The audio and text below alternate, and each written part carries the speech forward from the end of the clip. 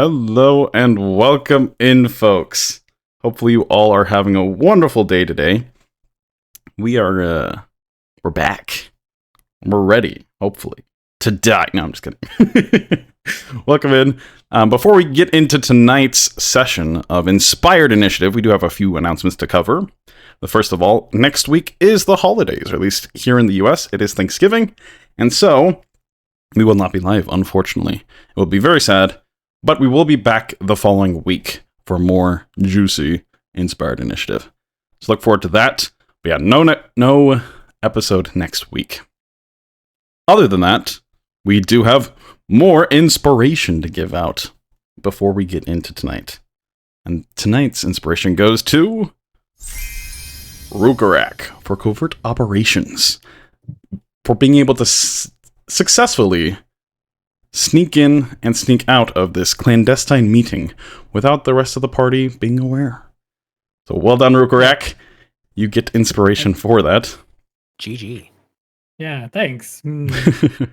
Go ahead and mark that. I'll be able to live long enough to use it. Yeah. Go ahead and mark that on your sheet, and you can use it whenever you want. Any dice roll can be re-rolled with that, so make sure to use it. All right. With that, though, I think we are ready to jump into tonight's chapter of Inspired Initiative. Previously on Inspired Initiative, Rhukkarrak faced a mysterious shadowed figure who berated him with questions before he fell unconscious. Meanwhile, Euan overheard Storm Wardens discussing a shipment that suspiciously coincided with the Tidefin's incursion. Maldorwen, while practicing Malvis, was confronted by a drunk who demanded he leave, blaming Carthusian gnomes for bringing war. Upon waking, Rhukkarrak encountered the veiled figure again, and was tasked with gathering evidence against the Khazdurim. The group rested, except for Maldorwen, who stayed up writing to Carthus and pondering the conflict in the skies. The party agreed that their next move was to investigate the Khazdurim.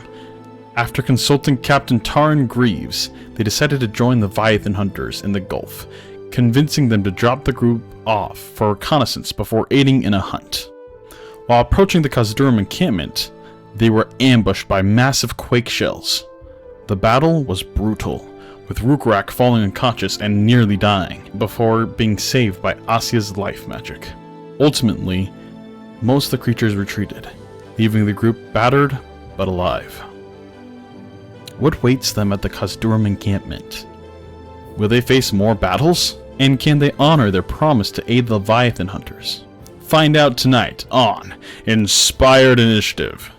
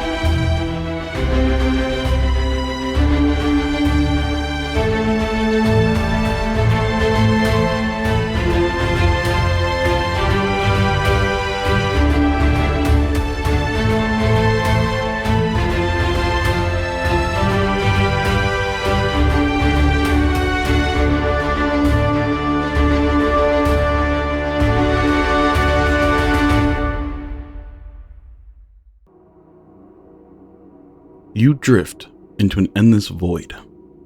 Darkness stretching in all directions. Absolute consuming. There is no sound. No touch, no sight, no scent. Just emptiness. Yet, something stirs. It is there, yet it isn't. Distant, impossibly far. But somehow, so very near. It pulls at the edge of your awareness. Something more. Something vast. power radiates from it. A force both awe-inspiring and perilous. The sensation lingers, but your thoughts start to scatter, slipping away like grains of sand in a storm. The presence begins to fade, retreating into the void. Then, in a rush, energy surges through you, fierce and radiant, warm like the sun at its zenith. It pours into you, chasing away the emptiness, filling the void with life and light. The warmth cradles you, comforting yet commanding, until your eyes snap open, and you are back on the beach. Asja right above you, healing you, Rhukkarrak, as you are brought back from near-death experience.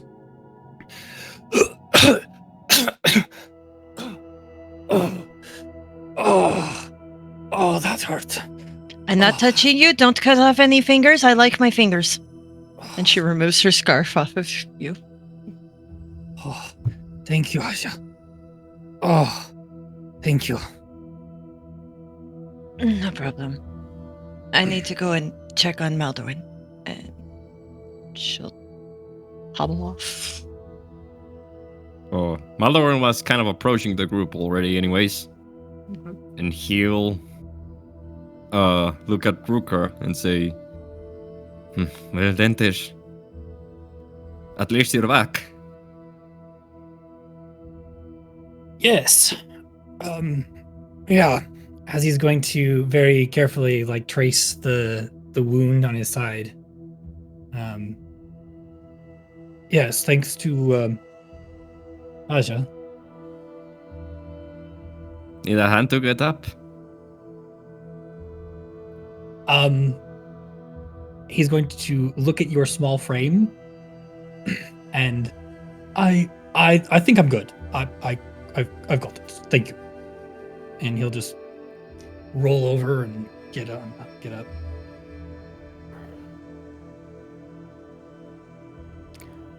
Maybe try not to get caught in the claws of our enemies next time, eh? Well, I don't foresee us fighting anything anytime soon with claws. I certainly hope. He's to remember on all of you. At that comment, I was just gonna look down the beach. Then how do we get back to the boat? There might be more. Which you do see Well? the other two large quake shells keeping a distance, but they're still kind of just sitting there waiting to see what you all do. As they're just kind of shambling with their crustacean-like legs up along the beach here. Perhaps they will be entertained eating their own. We should move away from here. Yes. And we should definitely move more carefully. We were a little bit in a rush. Let's move a little off so they can come and clean up the mess. Shame. That's a lot of tasty food. Oh well. And then I ask for 1 minute, and if you can give me just a minute, I can then heal you up as well, Maldorwen. But I do need 1 minute more. But somewhere a little safer than here. Are you sure you don't want to at least crack the shell of the beast a little bit and cut out some of the meat? No, I think by the time we get home, maybe it would be a bit stinky. Ah, I don't have Good anything point. for preserving, and I don't know how long that meat lasts. But I do remember when we were down by the docks, the smell of the fish, it was not pleasant on my nose. So maybe fish does not stay good for very long. I would should, assume quake shell is the same. we should definitely get some salt on our way back, or when we get back to the city. That way, we don't have to waste as much in future. Let's not linger anyway. Let's get Yes. moving. Asja will gingerly get up and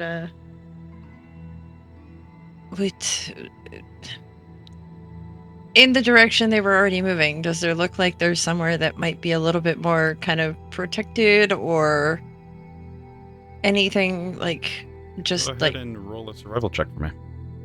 all right. And now we see if the dice gods have forgiven us for last week. Is there any way I can help her out? No, they have not. 8. How does Euan help? Just look as well. If you want to roll separately, then yeah, that works. I can do a separate roll that might be a little safer. As you will just kind of. Do we see anywhere safer? 22. Dice for gods forgive you. Yeah, 22 is very good. So yeah, Asja, your mind's still just kind of, you're wincing at a bit of the wounds that have just been caused. Not used to being in this much pain currently. So a little distracted, but Euan is able to kind of spot a little bit of the rocky kind of formations that seem a little bit more of a spot where you would be less in the open and you could potentially take a quick breather. Not sure how long, but at least a little bit of respite. There's some rocky outcroppings up ahead. Probably much safer than it is around here. Not too keen on staying around the vultures over there, if you catch my drift. As he kind of nods towards the giant crabs that are just watching them. Which around this time too, you do, at least some of you, notice from like the corner of your eye, just off your periphery, there are some avian-like creatures flying in that also seem to have noticed. But there might be something here waiting for them if they just dive in. Yes, let's get going. It would be very smart to get on these routes. What kind of birds are those? Go ahead and make a perception check for me.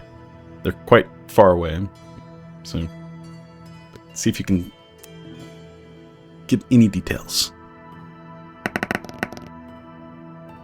13? 13? You can't say for sure, but I mean, they don't look anything different from regular just storm birds. Alright. Then I'll pay no mind and get going to where Forty's pointed. Which, by the way, he will as they walk. And he's kind of dragging his crossbow instead of setting it upon his shoulder because he's hurt there and he's bleeding. He'll say, I think I picked the absolute best name for you, Fortis. You are very strong. The way you made your halberd cleave into the stone of the crab was very impressive. Euan kind of smirks a little bit and looks over at Maldorwen. Years of practice, if I do say. You look like you're hurt. Would you like me to carry that for you? I wouldn't mind for a moment, no. No. I'm sure my brother was also glad to fight alongside you. The Keratasian gnomes that we helped fight back then were certainly both grateful and proud. So they should have been. They're fierce warriors of their own right. But I'll carry that for you for the time being, at least until we get to the outcropping and you can get some rest. Maybe some dressings on that wound. You know, reach down to take the crossbow and kind of sling it up over his shoulder.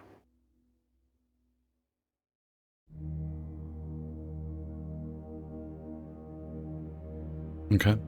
So you all continue to walk, and it's not super far away. But you're all kind of instinctually now eyeing these larger rocks, making sure that they don't have similar kind of look to the quake shells that just broke out, as you first just mistook those for larger rocks as well. And with how the kind of stony shore here is, it's very possible that more of these just rocks could be more giant crabs.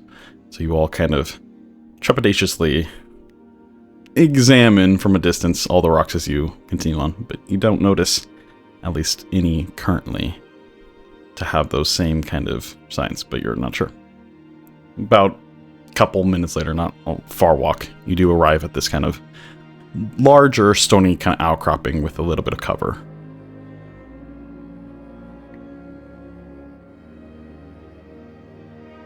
Now that So we're closer, go ahead, go ahead. Rhukkarrak. I was just going to ask Asja how long it will take. We need to finish and get back to the ship as soon as possible. As I said, I need 1 minute, maybe 3. That is all. Okay. And she's gonna kind of go into like more of a like the back of the thing, so that she's got stone to her back and a clear view of the front, but Mhm. also kind of keep them. And she's going to pull out a small pouch. I'm going to do magical cunning, so she's going to perform a small esoteric rite. So she will pull out a pouch, and she is going to take her dagger, one of her daggers, and around her, she is going to draw a small circle, and then around that, there is a larger circle. She will be pouring out 7 different colored, they almost look like pebbles, but clay, and they've got different colors and symbols on them. And she will lay them out, and if you look at them closely, you will see the symbol for earth, air, water, fire, life, and death. She will then draw lines from each one of those pebbles to the circle that's surrounding her. And she will sit in the center holding the 7th stone. And you're just going to hear her very lightly, almost chanting like a mantra of a sort, as she kind of goes almost into a meditative state for a very, very brief amount of time. And then she will come back to her senses, clean everything up, remove the lines, walk over to Maldorwen, and I will cast Cure Light Wounds. Very nice. So go ahead and roll for that.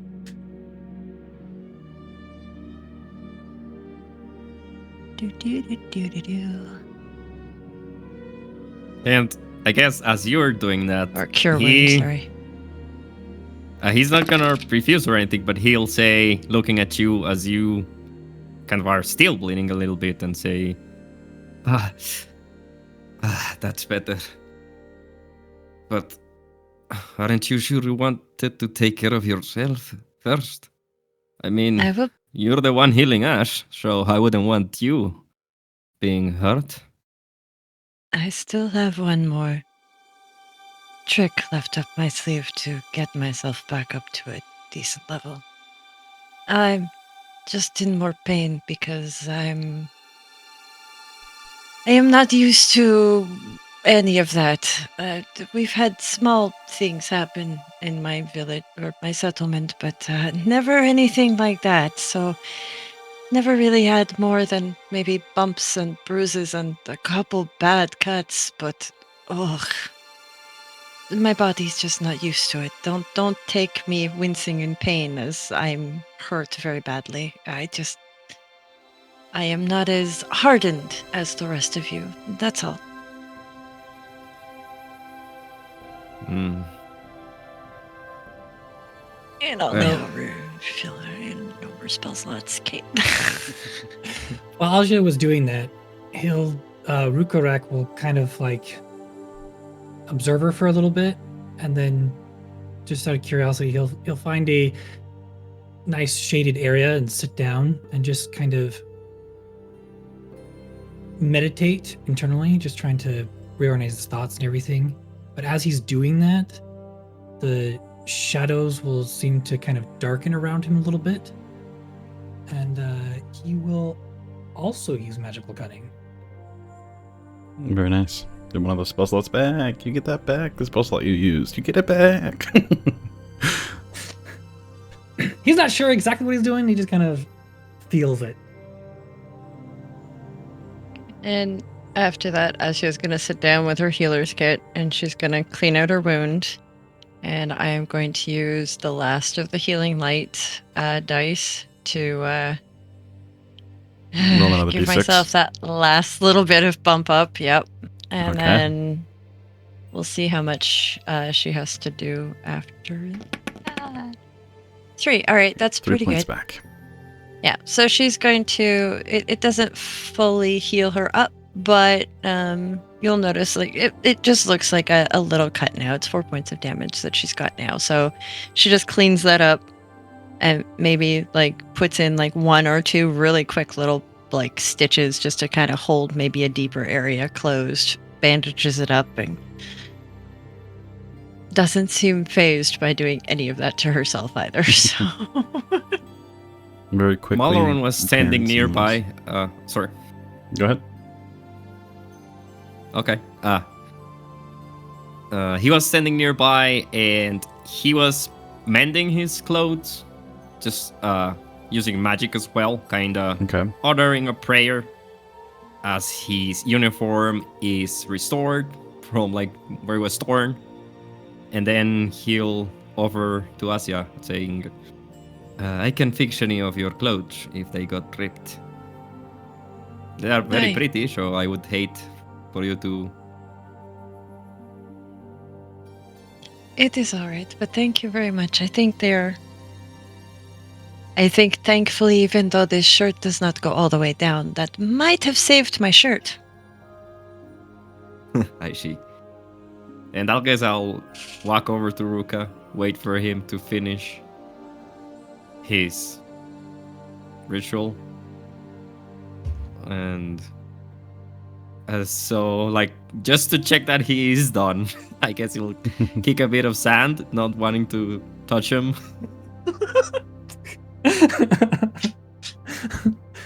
Sand in the eyes. Ah! Not like Disadvantage that. on all attack rolls for the rest of the game. Ruka will just kind of like glance up at you. Did you need something?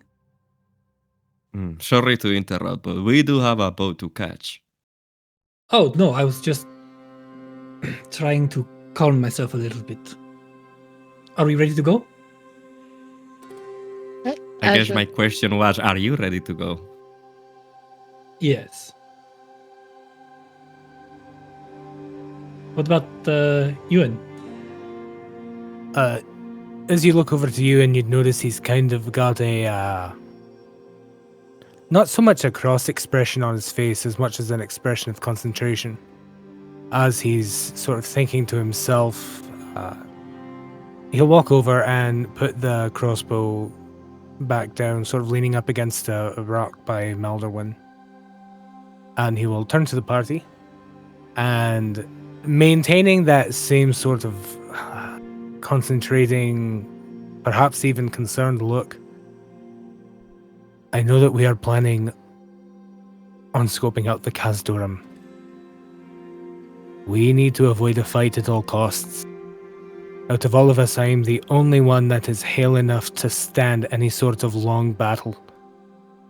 The 3 of you, while yes, you've been healed, your resources are running low, and you're still damaged. I am very concerned for the safety of all of you. If we can avoid a direct confrontation, else if we can avoid even getting close, I think that would be best for all of us. Just my thoughts. Well, I'm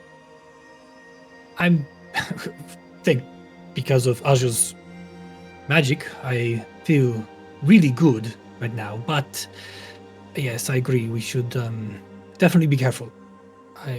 I propose that we just kind of sneak up on the edge, see if we can just see anything suspicious, and then figure out whether we actually want to try and barter with them, or if it's just enough at that time. It's my hopes that if we are standing on the outside that we can find something trying to watch. I don't fancy, with the toll that the last combat has taken upon us, I don't fancy the risk of any of us going in there unless we perchance know it's safe, and there's no way to really know it's safe. And I keep my prejudices at bay with the Khazdurim, but again, I've seen what they can do. I know what they can do firsthand. And I do not want any of us to fall to them while we are trying to do this mission. Regardless if it is our first meeting, our first real mission together. I don't want to let that happen. I don't want to let any other people die on my watch to the Khazdurim.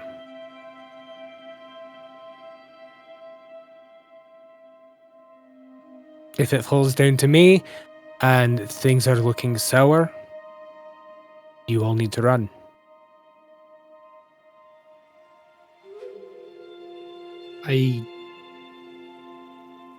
Okay.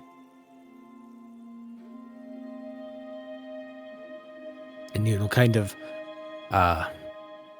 sit back. He'll relax a little bit now that he's gotten that off of his chest. He'll lean sort of with the small of his back against the rock just to get the weight off of his bad leg. And No, I don't think that we will get to that point. wait for Just the party as- to move. So, go ahead. Just as suggestion, if we are going to do this and you want to go talk to them. She looks at Maldorwen and kind of looks down at herself. Maybe the two of you go do the talking. But maybe it would be best to leave Maldorwen and myself somewhere else. Just because I think there will be questions. You know, oh, why you come to our camp with, warrior, gnome, and gemborn elf. You know, last time we see gemborn elves, we try and wipe them off face of planet. So maybe leaving the two of us somewhere else.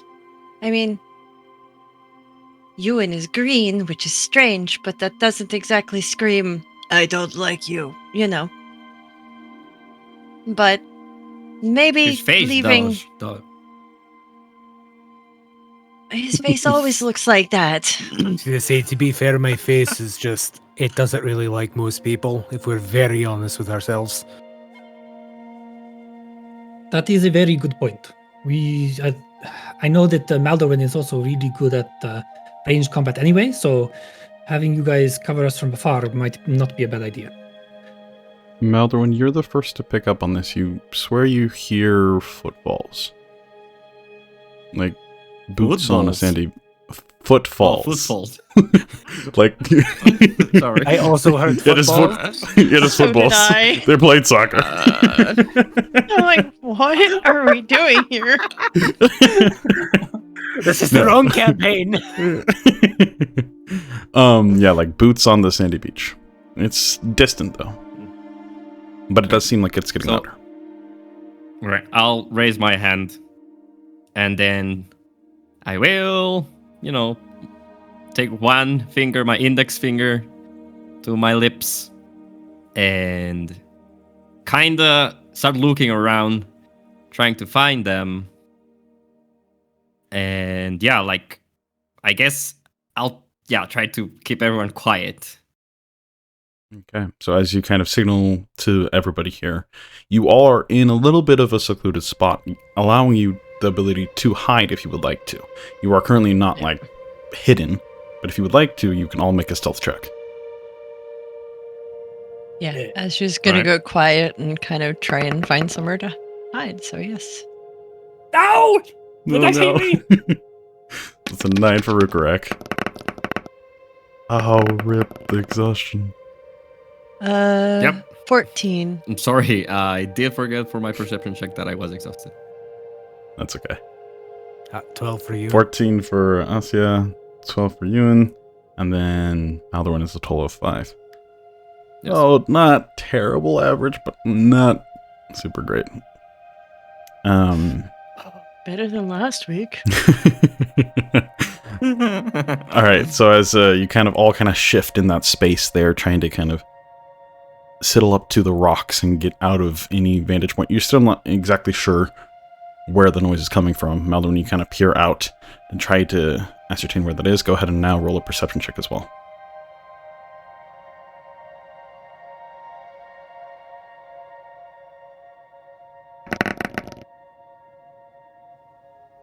There you go. That's better. That's good. That's good, even with disadvantage. A 20. 20, okay. So you kind of just poke your head out of the rock here, kind of looking, and you do see that two figures kind of emerge from a larger rocky outcropping, kind of 120 feet away, something like that. Not super far, but not super close either. And they do appear to be Khazdurim. They are kind of short in stature, but quite bulky. One's carrying like a large spear, and they don't look like soldiers. They just look like, they do look trained though. They have decent kind of armor on.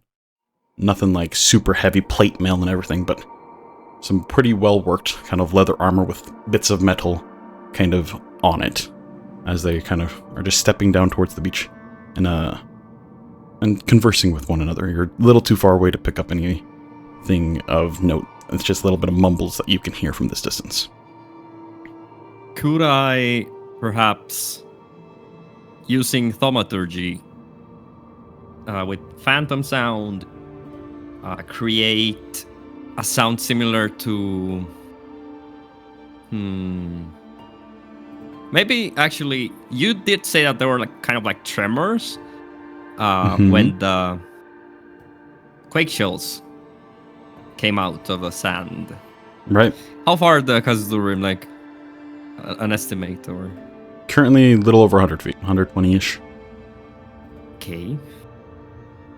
But they are walking kind of towards your direction, not like directly towards you, but just down the beach towards where you guys came from. Oh, okay. I am going to start gesturing with my hands, like instinctively towards the group, and like doing some weird movements also, like with my feathers, I guess, like as I touch them. And then I'll realize that they don't understand, and I'll whisper. Rhukkarrak will kind of put his hand on your shoulder and just kind of put his finger to his lips, and then just kind of cup his hand behind his ear, like, yeah, I'm gonna try and see what they're saying. All right.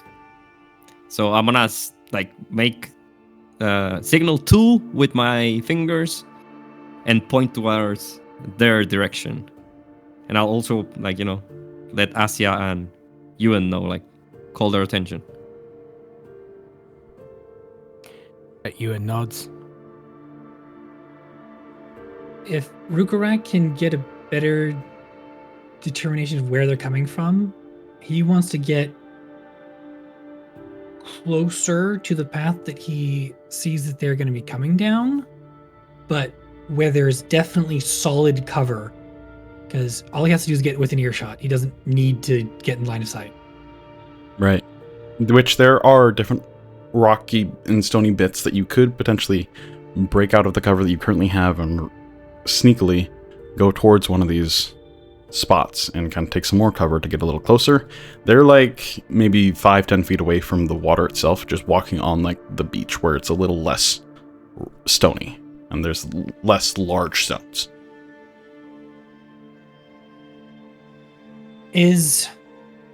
Are the rocks here dense enough that he's had his confidence shattered quite a lot recently, and is not sure if he can actually stealth very well? So is there decent enough cover here that he feels like anyone would be able to stay out of sight? It would be a challenge. It's not like the place isn't completely rocky. Like currently where you guys are at, it's pretty, there's a decent amount of rocks kind of making this little alcove of rocks. But as soon as you kind of exit that little area here that you're in, there are rocks around, but there is more visible space. And you would need to quickly dart to a rock when like they weren't looking in your direction, and so it would take a skill check to do so. Okay. It wouldn't be like super simple. Then does it seem like they will be passing within earshot for a considerable amount of time? You guys are a little bit further inland of the water. So it's possible if you really like keen your ears out, but it would be pretty difficult to make up any conversation from where you guys are currently at. Okay, I think Ruka's going to chance it. Because if they can get their answer now, they can save a lot of time. Okay. Yep, he's going to want to try and get closer. So do you signal to your allies that you're doing this? Yep, Okay. best you can with no common signaling. As Rhukkarrak steps out, what was your total on your stealth? We're going with that one? Darn it. Yep. 9. 9, okay, not terrible. You quickly kind of you wait until they're like focusing towards something else as one of them turns to the other one and says something under their breath. And you quickly rush over to one of the other rocks, kind of get right up behind it, then poke your head out again. Just slowly look, but as you do so, you like start to step out right as one turns their head a little bit, and their head kind of swivels towards your direction, and you immediately kind of pull it back, and you're not sure if they've seen you or not. Can I ready an attack? Yeah? Okay. Okay. Ah! Ruka is. Yep. You all kind of hear. Yep. Is going to there step- someone out there? Yep. He's going to step out from behind the rock with his hands up, calling out in. What? Dwarvish? They're calling out in common Khazdurim? currently. Khazdurim. Yeah.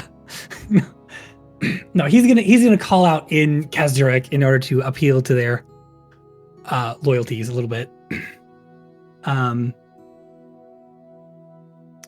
And just say, it's just me. I am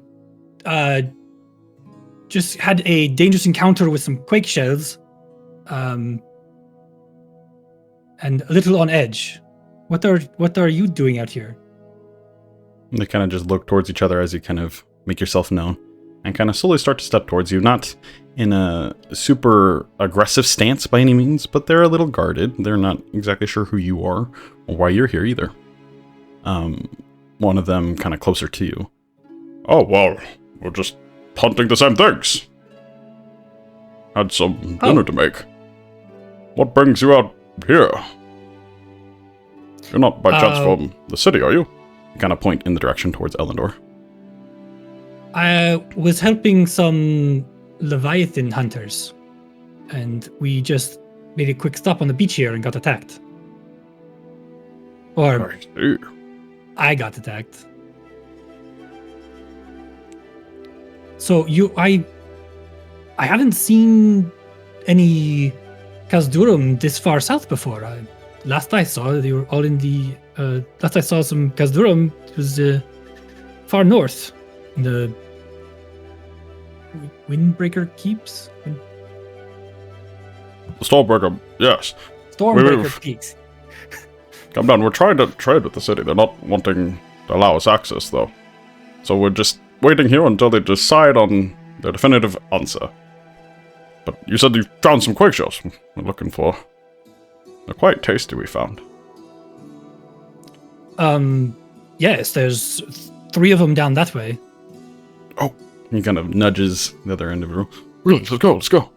Well, good luck to you. I kind of start tromping down. You said you're a troop of traders. Do you, Yes. perchance, have any of the sea silk? I hear it's very good for the waters for being in the waters out here. And I don't know what didn't that get any is. before. We're going to go hunt these things now, though. Ah. Okay. Well, good As they- luck.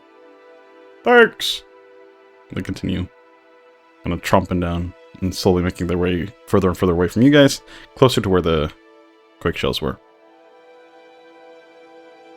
Rhukkarrak will rejoin the party and give him a little synopsis of their conversation. Just yes, they're just some hunters trying to get food for the camp.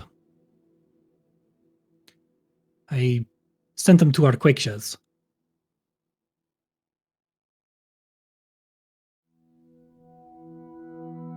Did they seem fishy or anything?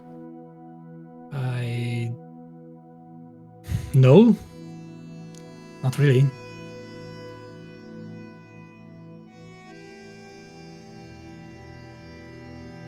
I was kind of hoping that they would be, because then we could be done and get out of here. But I feel that we should continue.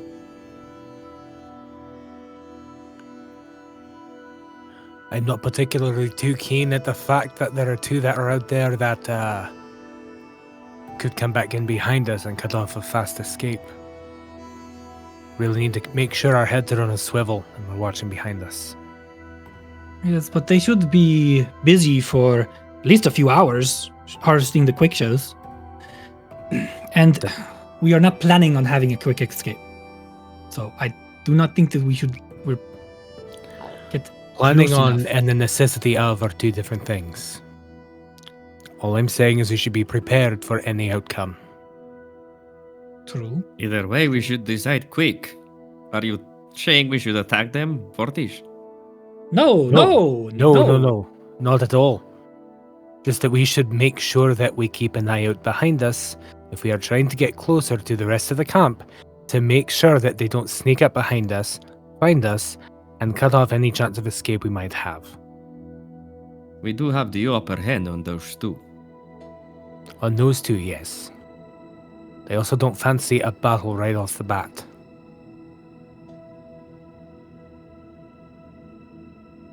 Just because they have a reputation of being bloodthirsty does not mean we need to stoop to their level.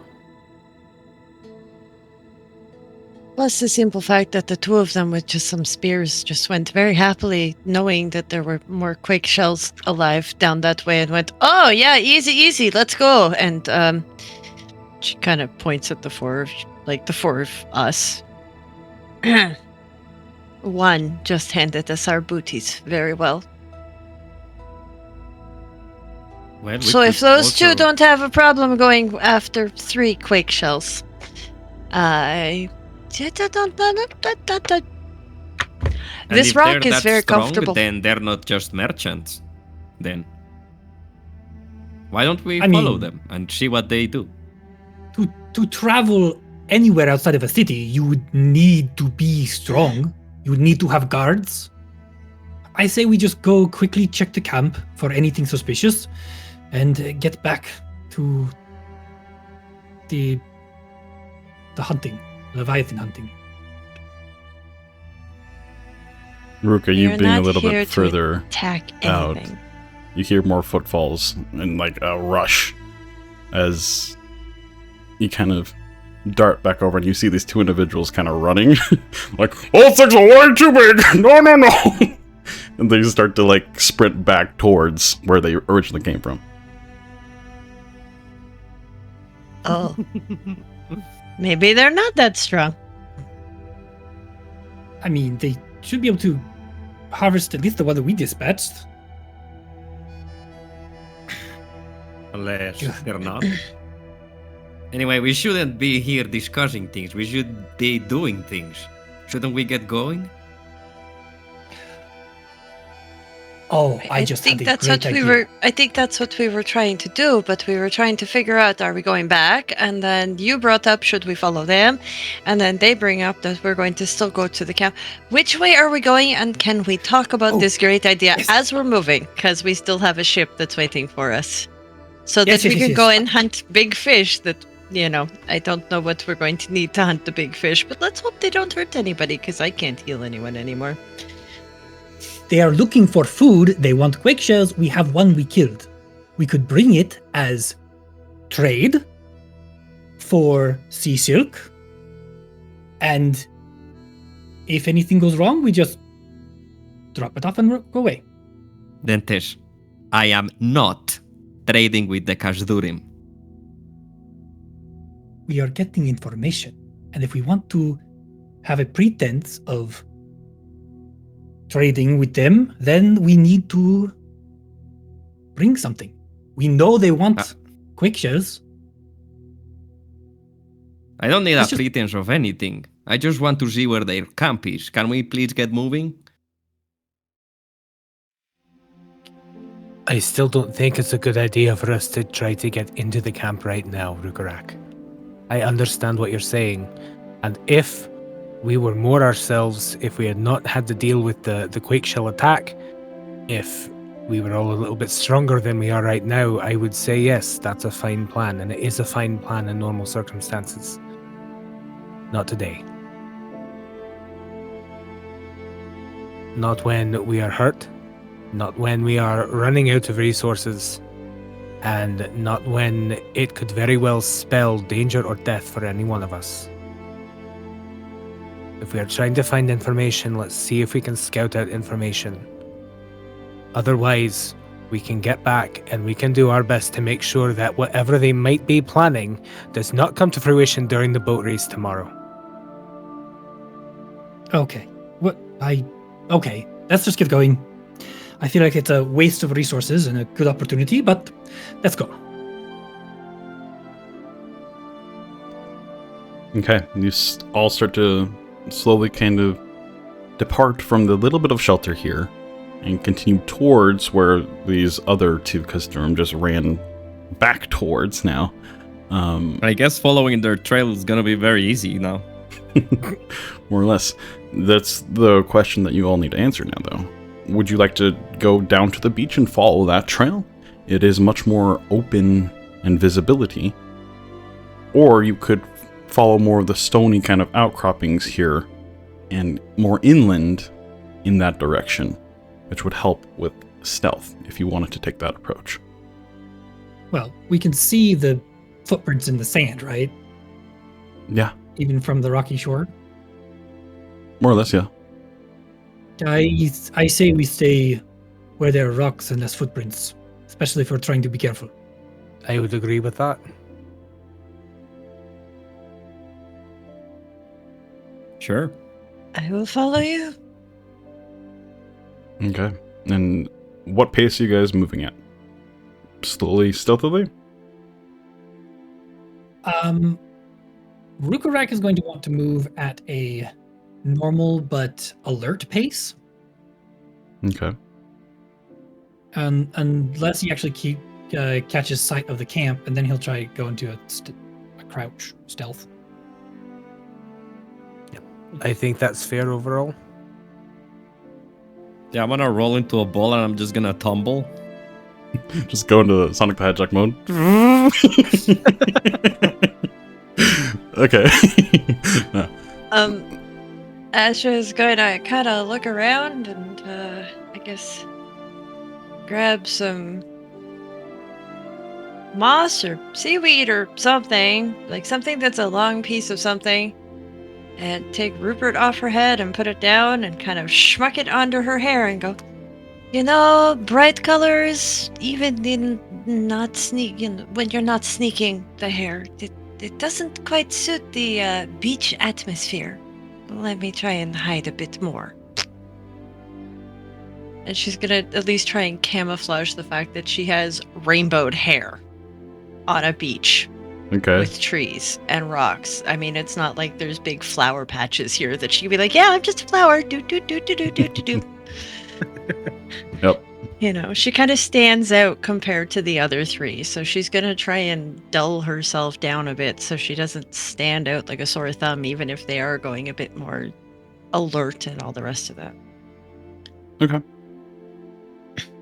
You can do so as you kind of. Because I just checked my inventory. I don't have a cloak. I need to get a cloak. Oh my gosh. Do you have a disguise kit? No. No. I do Okay. not. Hence why she's Good to know. grabbing seaweed or moss or whatever is around and at least try to cover her hair. It would probably work better if you grab some mud. It sticks better. I will just hold the seaweed on my head. Thank you very much. I don't know when I will get a bath next. Well, I'm not hopefully tonight. particular. This will do. Thank you, though. Just keep leading. Yes, maybe they have a bathhouse in the camp. The Khazdurim, I mean. No, we're going to be going back If to you camp. will not trade with them, think I am not bathing with them. Thank you very much. Ugh. Let them We're see going all back to of town this. tonight. No, thank you. This should All only right. be a few more minutes and we'll be back. We'll be heading back. Yes, and then we have to go and hunt Leviathan. It did sound like the big guy was making it sound like we would have to go swimming for that. So either way, I've got this. Let's just go.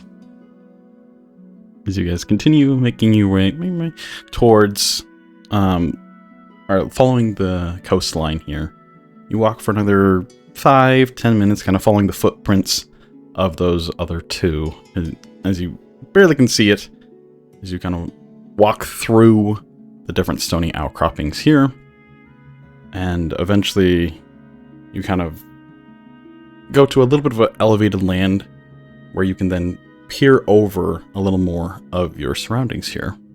And off in the distance, maybe about 400 or 500 feet away, you do start to see a symbol, like a sign of this encampment. As you see, it's basically just a couple tents. Like, no more than 10 tents. There's a kind of shambled together fortification kind of made around it, with different pieces of wood and stone, but nothing super fortified by any means. You can barely pick out a couple of figures kind of moving towards. You see the two individuals that you saw previously kind of walking towards it.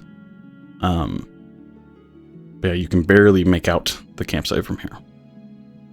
Not a ton of details from this distance though. You're still pretty far away, but you know where it is. You do see that there are, looks to be 3 decently sized aquatic vessels, ships of sorts, that are kind of docked out on the waters themselves, not able to get super close either, as there's no proper dock here either. Probably similar in size to what you all took out here, but not nearly as like fit for battle, if you will. But it's hard to tell from this distance too, like you can't really see much details on them.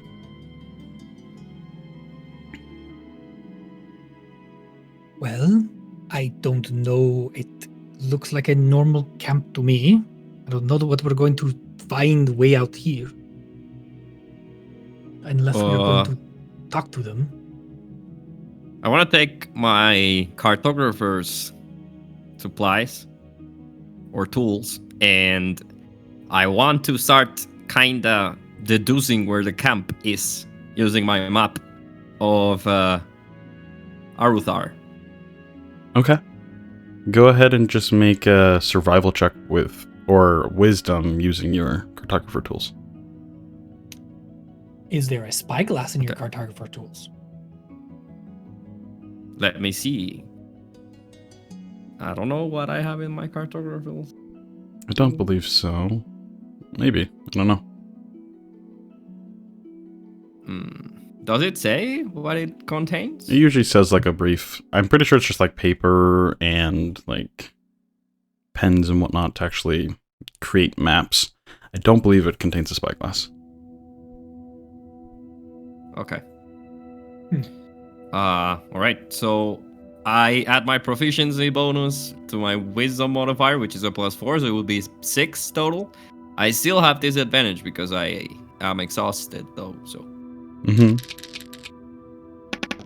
Ooh. What? Okay, he was at 4 total. Yeah. Yes. For. Well, no, it was the first one there, right? So it was 3 plus 4, 7 total. So 7 total. Yes. Right. Okay. So this is actually plus another 2, which because your proficiency, right? Come from my proficiency. So plus. Right, so okay, 9 total. 9 total. There you go. You start to kind of scope the area out. You think that you could definitely pinpoint this location on the map. It's just going to take probably a good 10-ish minutes to fully kind of get super accurate. You can kind of mark down a loose location. It's pretty close to Elendor, where that's on the map there. But to get out like the precise location would take some time. But you could do it. It would be possible. Just take some time. Okay, so all right, so I'm just gonna start doing that, I guess. Okay. What are the rest of you doing? So, what is the plan? I know none of you want to go in and talk to them, and it could potentially be dangerous, but I think if we make sure we stay in the open, we should be relatively safe. I just want to talk to them a bit. I still don't think waltzing our way into the camp is the way to do this. But if we get any closer, we run the risk of being seen ourselves. Well, I ran into the hunters. I could use it as an excuse to say I'm coming to see what they have for trade and that I have gold. Want to see if I could get a better deal than in the city.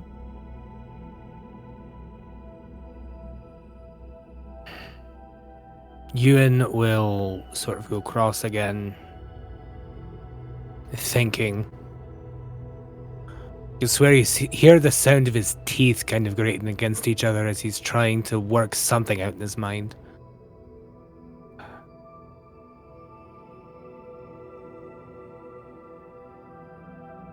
If you want to try, I will not stop you. But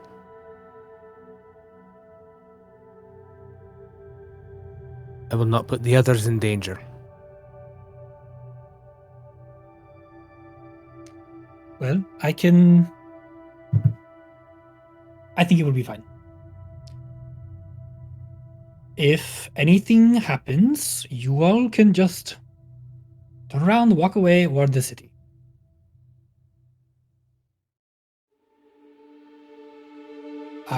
Like I said, I've dealt a lot with Khazdurim, and there's nothing that I've seen so far that really makes me think that this is anything more than what they say they are. So,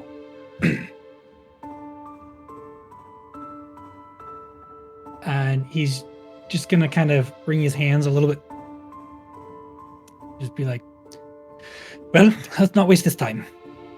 And he's going to go ahead and get out from their cover spot, kind of head out onto the beach where he can be obviously spotted, and just start walking to the encampment. As they've all been talking and stuff like that, and Asja's been sitting there very quiet, she's been looking around at the camp and the landscape and stuff like that. Are there any around the camp? Are there any openings into the earth? Does there seem to be any, I don't know, larger piles of dirt maybe than there should be? I don't know. Does there seem to be any disturbances in the landscape around that might indicate, I don't know, that they've gone underground? Mm-hmm. Are you just trying to survey this from where you are currently, or would you like to? Yep, she's just as they're all talking, because Okay. she's focused on the camp, because honestly, this is the first time she has ever seen these things that she's always considered monsters. So she is a little Mhm. bit on the fascinated side of, okay, they are just flesh and blood, and they're pretty short too, and oh wow, okay, I was afraid of these. Like, she's going through all of those emotions. So she is focused on the camp, but she's also going to focus looking around to see. Go ahead know. and just make a perception check for me at disadvantage because you're just so far away. So currently, Yep.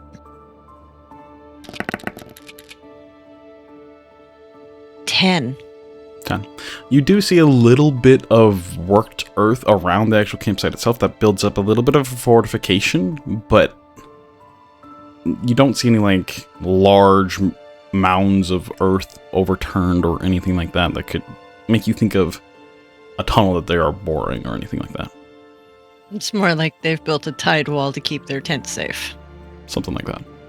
Okay. No diggy hole? What? No diggy hole. At least not that you can see. Right, that's all. Alright. So as Rhukkarrak starts to walk towards this encampment, Maldorwen still continuing to kind of pick up on the little bit of landmarks here and there, really trying to fine-tune the precise location of this encampment. Rhukkarrak, you start to get closer and closer, 400, 300, and you're just going completely in the open? Yep. Okay. Around 300 feet or so away, you do see that some of them do notice you, and they kind of point towards you. The other two kind of hunters, if you will, that you previously encountered, kind of turn back and start walking towards you. Hey! What brings you over this way? Welcome to the crop. Well, you. Those said quake they- shells were huge! Like, oh my Yes. goodness. I didn't know they could that big. Therefore, the reason why I was hiding in the bushes. That makes sense. Yes, they hurt a lot. I can imagine. Oh man.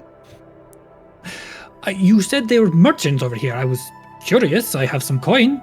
Oh, well, wondering what- absolutely. Would you like to come in? As I kind of just motion towards the camp and start walking towards that.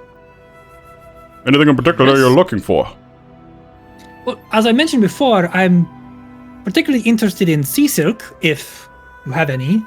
But if not, what are you bringing down here? What is your specialty to sell? Oh, well, I'm just a hunter. Here, let me... Hey, Gregor! As he kind of calls out to one of the other kind of Dwarven individuals, or Khazdurim individuals here, who kind of comes out of a tent and kind of greets you. Hello, Fred! Welcome!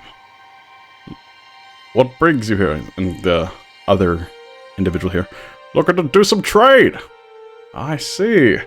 Well, what can we interest you in? We have all manner of metals and whatnot that can't be found down south here. Please, come in. Well, metals. Do you have any fabrics? He's asking for something called sea silk? The kind of merchant Kragger here kind of looks confused. Also, an insight check to make sure. when Okay, he go said ahead and roll insight. See if there's any kind of reaction to that. That's 11. 11. You just kind of see a curiosity kind of peek up in this merchant individual. He kind of shakes their head. I don't know exactly what that is.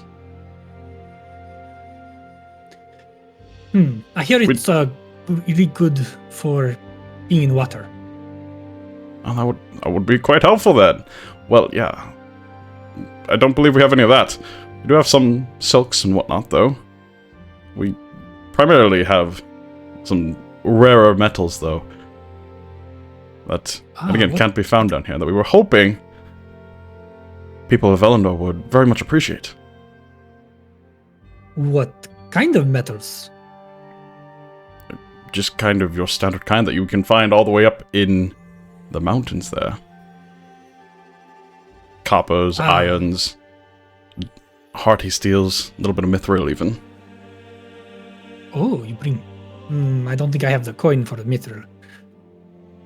Well, that is very interesting. Why then, if you're here for trade, why are you camped out here? Well, we were kind of denied access. We went before we could get really too close to the city itself. We were met with an envoy that didn't really appreciate our presence, which I can't blame them for, history and all.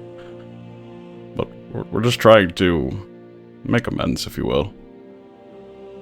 Find a common goal that we can look towards the future, not the past. Currently, I believe they're discussing with the capital. We're supposed to hear back sometime soon. It's been a couple days now, though. Do you have a representative there then? In the city? No. They kind of shoot us away. That seems odd that... Well, you're here on hope that you will be represented by people that have bad blood. Anyway. Oh, what can I say? We're Oh, words, I can't. Optimistic. Optimistic? That's the word. Plus, I mean, we have Wes. Opportunistic is the Opportunistic, yes. Exactly. I feel that we both could benefit from each other so much. Like, we have things that I know the elves of the Sunspire can't create. And they have things that we can't really create. Only makes sense. Right? Yes, it does make sense. Well, Where do you hail from? You from Melindor itself? No. Well, I mean, I'm currently there, but I hail from the the Stormbreaker peaks. Ah, I see. So you're a long way from home too. Yes, it has been. It's so long warm journey. down here, isn't it? It's weird. Yes, sometimes unbearably hot. And Can't imagine what Ambervale will bring. Ugh. there are some people that I've met that they like to boil themselves. Does that make sense? No. Anyway. Yes, it's hot enough down here. But anyway, if you don't have any of these sea silks, then I guess I should take my leave. But if I see you in the city, I will have to come by and see what other wares. It would be most appreciated. You Oh, do not you- interested in anything we have then? As he kind of walks over towards some kind of barrels and boxes, takes out like an ingot of metal. Anything? Oh, I don't have the skills to work some raw ores, but What about some tools? We're quite the fine craftsmanship. some tools. Actually, that might be useful. Do you have any pickaxes? Pickaxe. And Strange that you mentioned that. Yeah, we do. why is that strange? I mean, we've only really had contact with one other individual that made their way out here as well. They wanted a pickaxe as well. Really? Paid pretty handsomely for it. And did you not like? Was it? I don't know. That just seems really odd. Anyway, so pickaxe, maybe some climbing spikes would be potentially useful. Batons, Thinking, yeah, we have some of those as well. Absolutely. Kind of goes into another Excellent. tent, grabs out some things. Large kind of pickaxe, which looks very familiar. Like, Same It- make, same model. yeah. And with some batons. I'll run you. Oh, I don't even know what do you think it's worth? Oh, for a fine pickaxe like that. First of all, not sure how much of how well you'll do in the market here with letting your customers set the price. But that does look like pretty Oh. good craftsmanship. I mean, if I have a price in mind, but you made out the venture all the way out here. I mean, I was out hunting. Well, we came out with a group for hunting leviathans. Just happened to take shore here and got attacked. So it wasn't that. But anyway, I don't know. 5 gold? Would that be That's enough? exactly what I was thinking. How about we just call it... Actually, no, 5 would do fine. We'll throw the pickaxe in with the batons as well. To say thanks for coming and visiting us all the way out here. It's quite the trek from the city. I appreciate it. And I was wondering, what would this other person look like that came out here? Just in case I wanted to swap stores with them. Oh, I didn't get quite a good look. They were kind of cloaked. They were quite odd, though. Came out of nowhere, almost. Spooked us for a moment. They just said they needed some stuff. We were happy to oblige. We're here to trade, right? And then they kind of left quite abruptly. Ah. I believe Well, some Elven... Again, didn't get a super good look, but... there are certainly a lot of elves around here, so that's not much of a But surprise. there are. Well, I appreciate you trading with me, and I look forward to seeing you in the city. I look forward to seeing the city. If there's anyone you could give good word, I really hope we do get access. We're just trying to trade. Yes, well, good luck. And Good luck with the travels. Rhukkarrak will return to the party. Okay. Are you going directly to the party? No, he's gonna retrace his steps, Okay. going back, just walking along the beach until he gets to where. Go ahead and just roll me a general perception check too to just see how much you experienced outside of that conversation during your time there. Oh, that is a 17. 17, pretty good. Okay. Yeah, it plays to not seem super large. Maybe like 10-ish tents, probably no more than 30 or so individuals, and a lot of them did not look super battle hardened, ready for war by any means. You did not get that vibe at all. You saw even some children kind of playing around off in the distance. There were so many kind of individuals that kind of gave a curious eye, but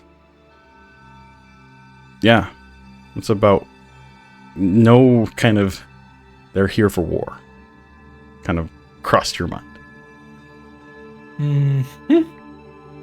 Okay.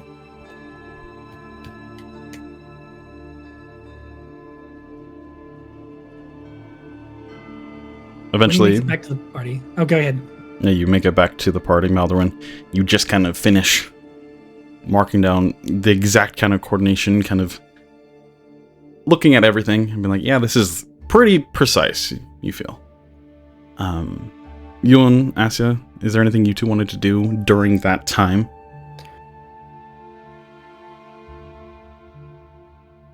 Euan is very on edge. I think he's doing his best to just keep an eye on the swivel. And any sort of questions or anything he gets asked, he sort of gives short, like, one-word responses. They aren't, like, cruel or snarky or anything. He's just really trying to keep an eye out around them, make sure they're not getting surrounded, look for potential Khazdurim that might sneak up on them, as well as more quake scales or anything like that. So that is primarily what he's doing. He's not really talking much. He hasn't even pulled out his pipe, which you guys have seen him do quite often at this point. He's just very alert, and his eyes are kind of narrowed, almost like feline eyes when they get sort of focused on something and the slits in the middle become really thin. He's hyper focused on looking around them to try to make sure nothing is going to befall the group of us here. Okay. I think Asja was probably just watching because, again, going back to, you've just stated that there's bunches of them, small ones, even smaller ones, children ones. Ooh, so I think she's I want to say fascinated. It's not fascinated as in, ooh, this is really neat. It's more fascinated as in, she's finally seeing something that her whole life she has been told is the worst thing in the world. And, she's kind of coming to terms with it, but she's watching, she's trying to watch and when she notices children, her expression might soften a little bit. But she'll just be watching and seeing, what they're doing and stuff like that. Like, obviously they put their pants on just like everybody else and stuff like that. So that's kind of what she's learning right now. Yeah. And from this distance, it's hard to pick up a ton of details, but you do see the little kids playing. You do see another individual stirring some sort of pot, a little bit of smoke rising from some sort of fire. And they're just living. Grr, I want to hate them so much. You're making it hard. All right, I have an Rhukkarrak. important question. Go ahead. Do the children also have beards? You're too far away to see. All right. Did Rhukkarrak see that they had? I'm just kidding. No, not every Khazdurim has a beard. Joke's on you, I was born What? scruffy.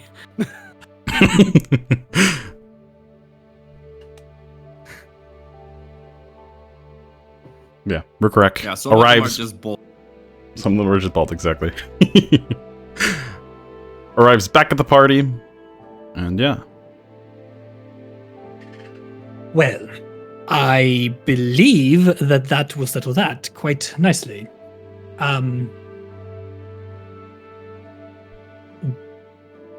They have brought their kids. They do not look like they are out here to fight at all. And when I asked for a pickaxe, they said that there's only been one other person to visit them, and that they also got a pickaxe. They were trying to hide their identity as well. Very convenient. And you believed all that they said, right? Why would I not? Why would they bring their families and children if they were heading to war? I wouldn't Does put not- it past the Khazdurim to hide their nefarious objectives behind children, Dentes. Well, That said, there is the chance that it is a potential worse option, and that there's something going on inside of the city, and the Khazdurim are a convenient scapegoat. But something's making the hackles on the back of my neck raise. I The don't like spines on the being back of my right. neck? that makes more sense to me than this group of Khazdurim trying to take down the city. Maybe not them, but the information they gathered. You think they are not doing exactly the same that you are trying to do, Dentes? Do you think you are the only one that looks for information on your enemies? Is that what you think? You are a last- very young one. Last I checked, they were not my enemies. At least not right now. Perhaps they And- are not your enemies, but they certainly are my enemies, Dentes. Yes, they may be looking for hostilities, just like I was looking for hostilities. But when you are in an area where most people will slit your throat just because of what you look like, I would be cautious too. When you shake your hand with your enemies, you keep a dagger with your other hand at your back, Dentes. This is how it has been forever. Do you think they're gonna what? They're gonna try and change stuff? Things are gonna be different? Because what? Because they're here? Because not everyone enjoys killing. If they wanted Anyway. peace, they should have stayed where they were. They want to share their resources and knowledge with other people and other cultures who would then share their knowledge and resources in return, and together build much greater things. What I see is that you're interested in buying more than their wares. What? What is it that I'm interested in buying, since you obviously know me better than I know myself? They're lies. That's what you're buying. Ugh, I don't have time for this. And he's gonna storm off, start heading back to the ship that they left. Okay. Is anyone following? Euan is going to sort of put his hand on the not wounded shoulder of Maldorwen. I understand your hatred. I understand your anger. Not everyone is going to be as evil as the evil people of their race.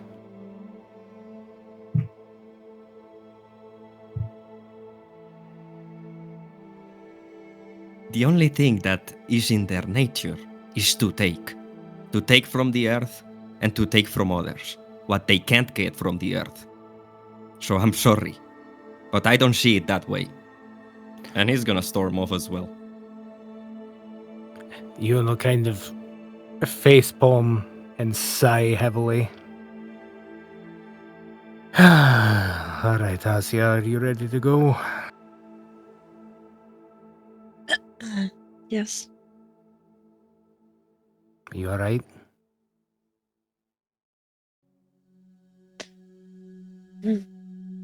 It's weird to see them. I have not seen them before. But now I am confused. Maybe they are only here for trade. But if they want to make amends, maybe they should return what they stole. I don't know. I don't know how I feel.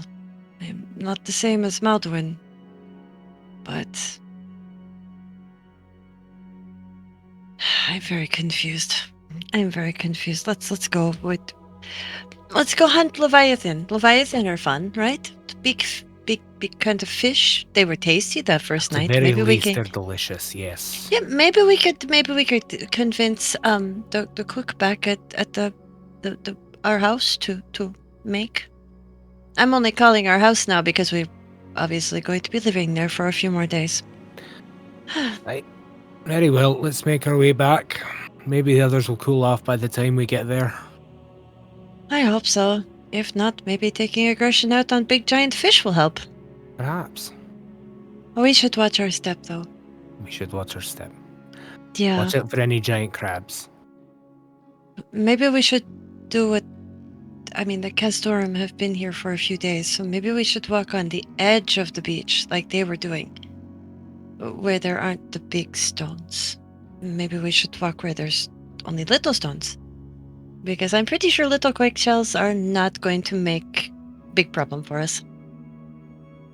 Maybe after we're out of sight of the camp. Good plan. I know. She'll just kind of very sneakily kind of try and move away from where they were and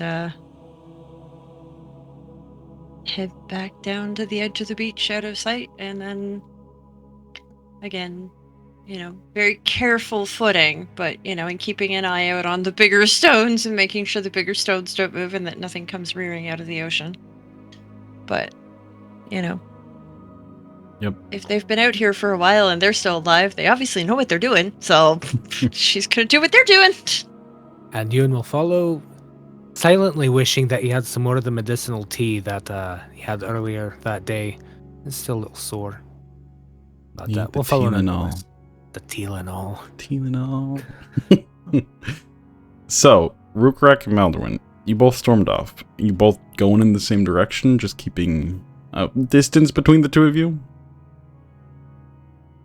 Yeah, I'm also looking back, and obviously, I don't want to go on my own. I'm just want to be left alone for a bit. Okay. So as you all start to make your way, you gonna say something? As Rhukkarrak starts calming down, he's he doesn't really want to rejoin the group, keeping a little bit of distance, but he's gonna definitely be on high alert walking Right. back. As you all continue to walk back on a much slower pace than what you came here, because you sprinted for the first 10-ish minutes to get here, you do encounter that same scene that you left just moments before, where you do see these two large quake shells that are currently like ripping apart the third one that you did kill. You also see not large but decent sized stormbirds kind of flying above. One kind of swoops in close as another quake shell kind of batters it away before it just flies back up and continues to swoop.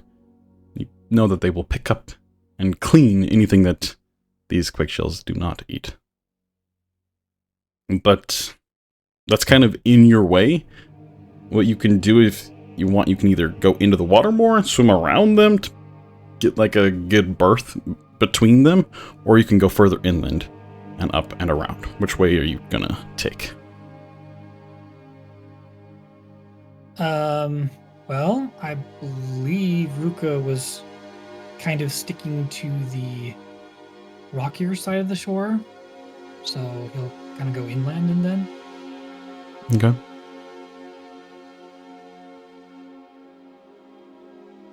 So, making sure to keep a decent distance from these feeding quake shells, you easily enough manage to pass them. Everyone here, just go ahead and roll general perception check too for me as you make this bit of a trek back.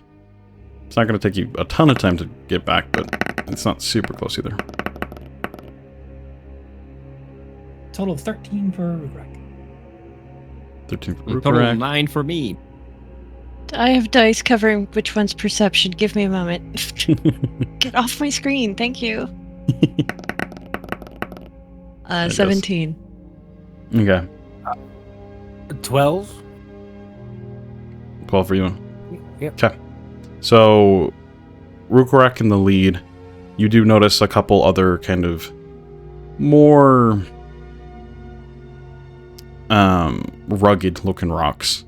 You make sure to stay your distance from as well, not knowing exactly if there are quake shells, but not wanting to take the risk of getting close and finding out. And I think the rest of you kind of follow Rhukkarrak's steps. Asja, you also do kind of see those and be like, yeah, those rocks are a little sus. And make sure to keep a greater distance between those. Eventually you do see off in the distance the moored kind of, or not moored, but anchored ship that brought you here. The Leviathan's Gale is, they're just kind of sitting there. Seth, the captain, in this instance, kind of waves to you all as you approach further and further and get closer. So, how'd the trading go? It was decent. They didn't have all the things that I wanted, but I was able to get a nice pickaxe and some pythons. Good to know. Were you gonna say, Asja? No, it's fine. It's just you said he waved, and so I was just gonna say Azure waves back. That's all. Okay.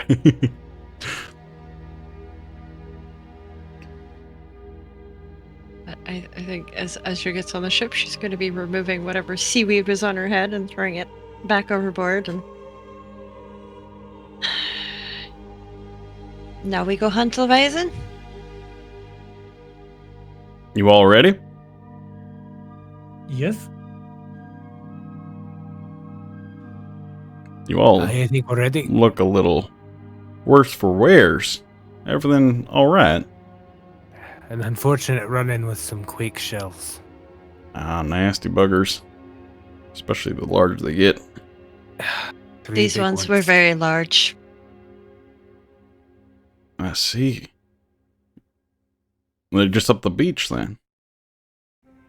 Yes. Interesting. Why is Well- that Do you want to go interesting? for those instead of the Leviathan? Did you kill any of them? One Yes, of we them. got one. How many were there? 3. 3. 3 large ones. The other 2 Nice. right now are snacking on their friend, but maybe if we use your harpoon to harpoon one of them, that Quake will take shells out are... one of them. Harpoons are not made for those kind of beasts. I mean, they would prove maybe somewhat effective, but their hides are so... Their shells are so durable. Might just bounce right off. We noticed. I prefer to go still hunt for those. For a Leviathan, if you guys are all able. Yes. I think I'm good, especially since we have your nice shooters.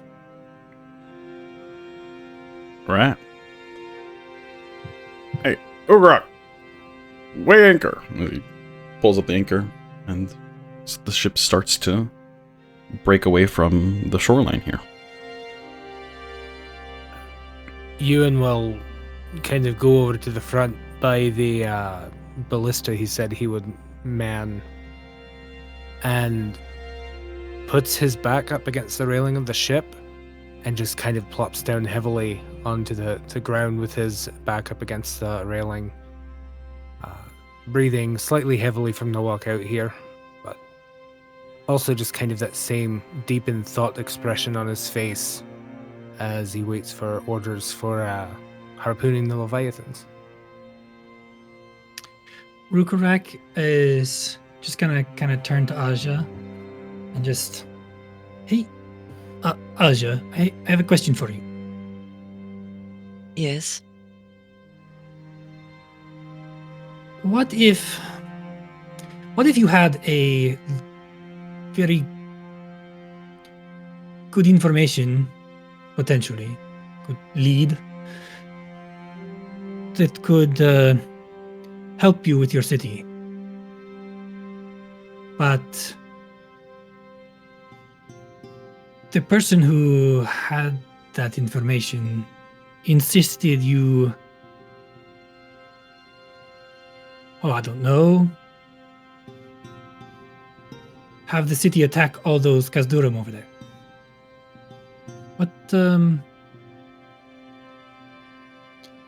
What would you do?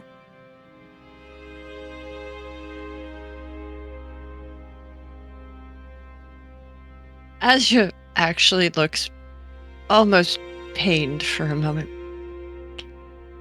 Well, by everything I have been taught,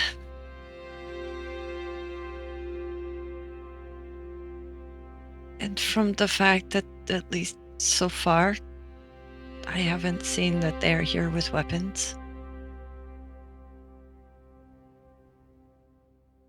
My oath is to protect, and it's to protect anyone, even them, if they are the ones that are in danger. If they are innocent, like you are saying, and it came to something like that, then by all of my bindings and everything I have learned and my oaths and promises and everything, then I would have to protect them.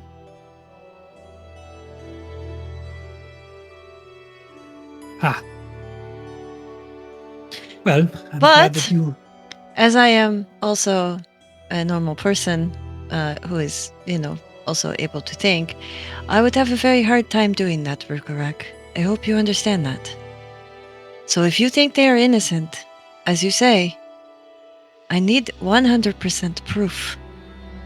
I cannot just take, they were nice people. They shook my hand and offered me tea. That's good. Anyone can do that. I'm sorry, but not only did they destroy my city, they took something that could destroy the entire line of my elven race. I mean, it's as if they wanted to just remove us from the face of everywhere.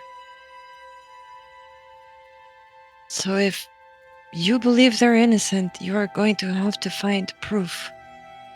because it's not just me you're going to have to prove it to. It's everyone in Elendor. It's everyone in the capital city. It's... She points at Maldorwen and his people. I mean, unfortunately, their reputation precedes them. And the only reputation that most of us from down here in the south know is that when they show up at your door, your city disappears. And everybody's murdered. So if you want to change people's minds, you're going to have to find a way to change people's minds. Do you understand?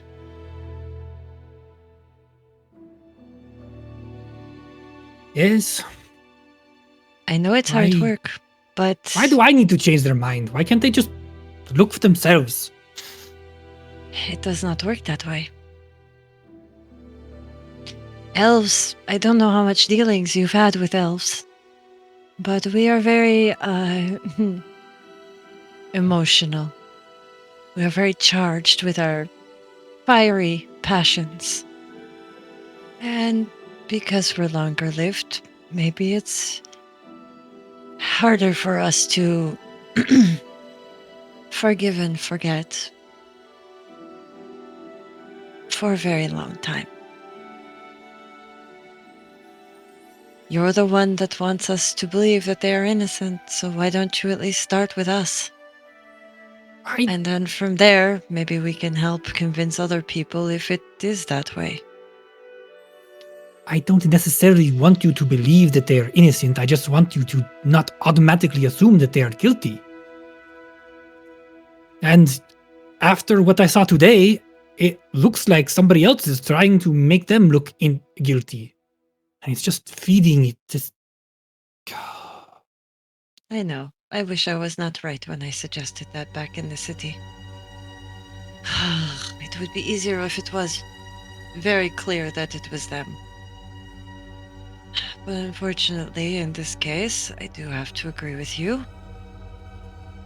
It is looking more like somebody is trying to use their presence as an excuse to do something. If they're trying...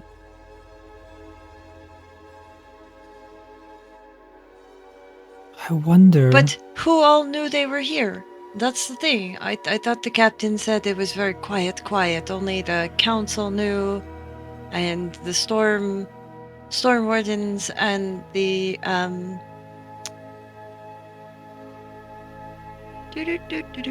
sentinels, dawnward sentinels. I thought that they were really the only ones that knew. I thought that that's so. How? Who else knows they are here? So, if it is someone trying to make them look bad, it would be one of those parties.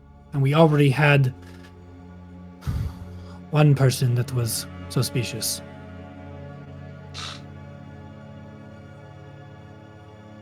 We never did look into that counselor.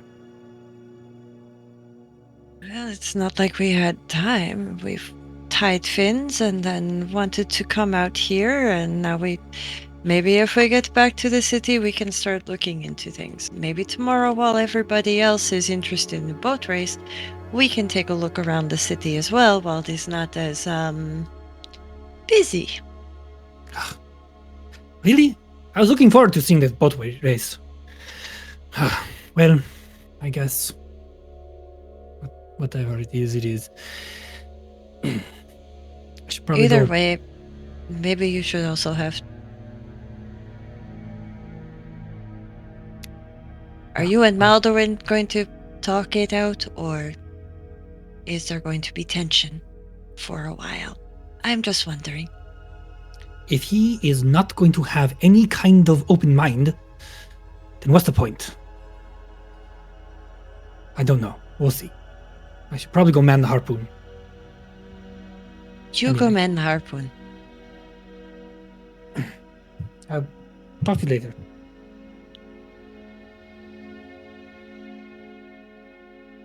She's just gonna kind of walk away. I am very confused by this day. We started as and now I don't understand. And she's gonna go over just to the a side of the ship and start watching the horizon line and stuff like that. Okay. Which currently the time is about midday. It was a pretty decent amount of time to get up here. Then you spent a decent amount of time getting to the camp itself, scouting, and then getting back to the ship. And so the sun is currently not fully set yet, but it is sinking in the sky. As Seth kind of calls out, we're still quite far away from the city. We're gonna probably get a little closer before we try to hunt anything. We'll keep our eyes out, but hauling's a catch all the way back from this far would take a while. So just hang tight, and we'll alert you when we get a little closer, and we can actually start to properly hunt. Oh man, excited. Kind of rubs his hands together.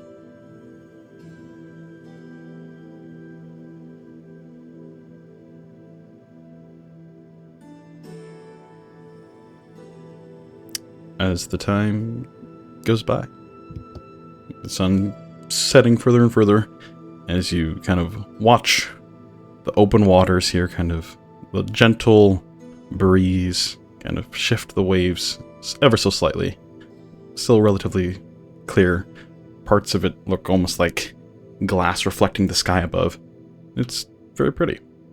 You can just make out the shore off in the distance, and then just barely you can kind of start to see a little bit of foundation of what the walls of Elendor are. As the elven individual who is the lookout, Saria, kind of calls out, I think this is probably pretty good, right? And Rhukkarrak, yeah, this is mostly where we hunt, right? Let's get to it then. You haven't seen any signs yet, eh, Zarya? No. Waters look pretty calm today. Seth calls out, well, maybe we can do a little more than just looking with our eyes, eh? I see, yeah. Let me give it a shot. And she kind of looks around and almost says a few words underneath her breath that none of you can make out. Maldorwen, are you currently up in the helm there with her still?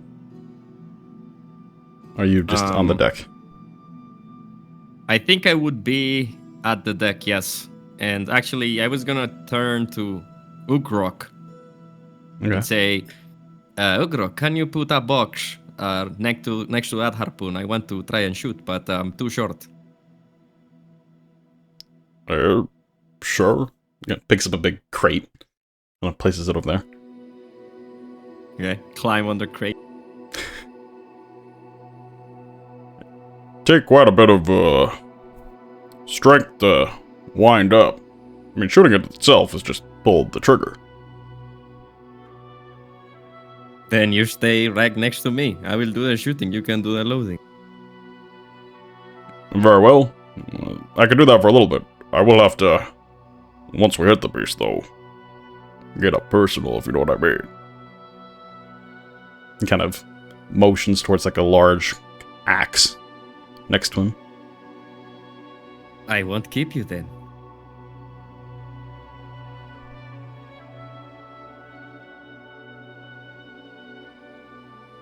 There, found one. Just a couple 100 feet in the direction. Quite deep. We should be able to bait it out, though. Nice. All right. Everybody get to your stations. Let's get ready here. As soon as this thing breaches, we're going to shoot it with those harpoons. If we can at least make one connection, we can then tire it out before we'll get in the real fight. as the ship kind of slowly lurches towards the direction there. Slowly, and it starts to move slower and slower as the winds, the artificial winds that Sarya is creating, start to die down a bit as you get closer to what you can presume is where this Leviathan is. You currently just look out into the waters. You don't see anything. You look back towards Seth, who is currently actually manning like the ship itself and steering it. He kind of breaks away from the kind of steering wheel there for a moment. Alright, this should be good. He kind of does some motions with his hands and then points out towards the water there as he says some arcane word underneath his breath. As you see the water start to like form, a little bit of mist starts to gather, just operating out of nowhere almost, and start to form some sort of like fish that starts flopping up and down. Silently though, it's making no noise. Just out right about 10 feet from the front of the ship here. Any moment now. Any moment now. Then suddenly you all kind of feel the ship lurch as the waves kind of push against it, as this large serpentine creature, this huge, if you will, serpentine creature, breaks the water as its massive maw just kind of clamps down on nothing as the illusion disapparates instantly from its encounter. As it kind of rears its head. Now shoot the harpoons! The two people who are harpooning, I think, was Euan, and then Rhukkarrak was near one, but then Maldorwen stepped up. Which one of you is actually going to shoot here?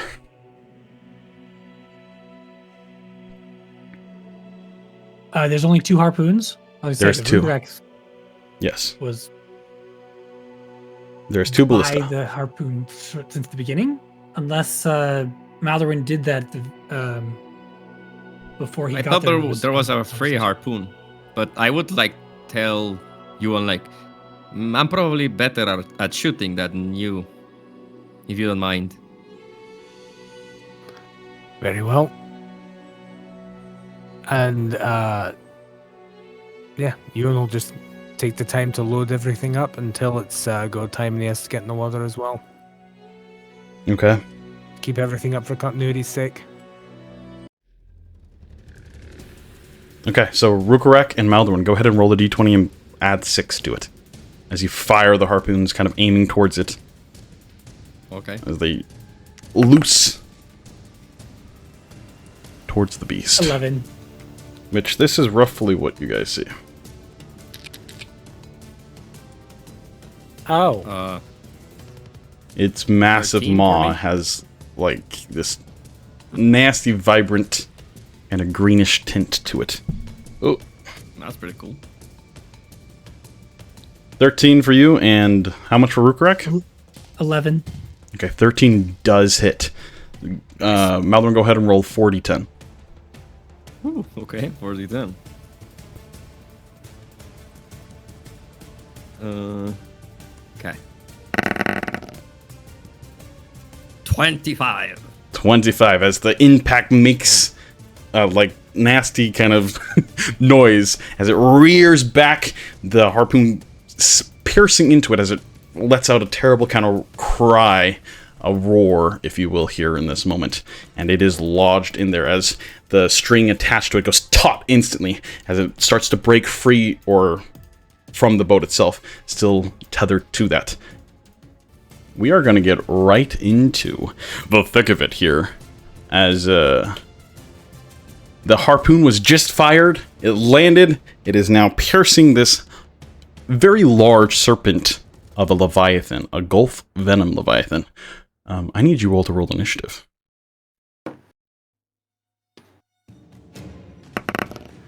Let's see if I can manage a decent initiative roll for a change.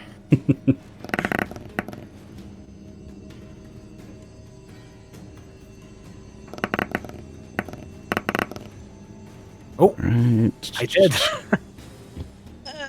9. Okay. 9 for Asja. 9 Okay. for me as well. 9 for Maldorwen. Go ahead and do rollies. Twinsies again. Rhukkarrak, what was 8 your for score? Ruka. 8 for Ruka. And 16 then, for you, and there you go. 16 for Euan. Alright, so we're going to have Seth roll. Just beat a 4, Mal, and roll. you're good. And Mr. There you go. You Khazdurim get to roll. go first this time. Yay! Okay, and there's that.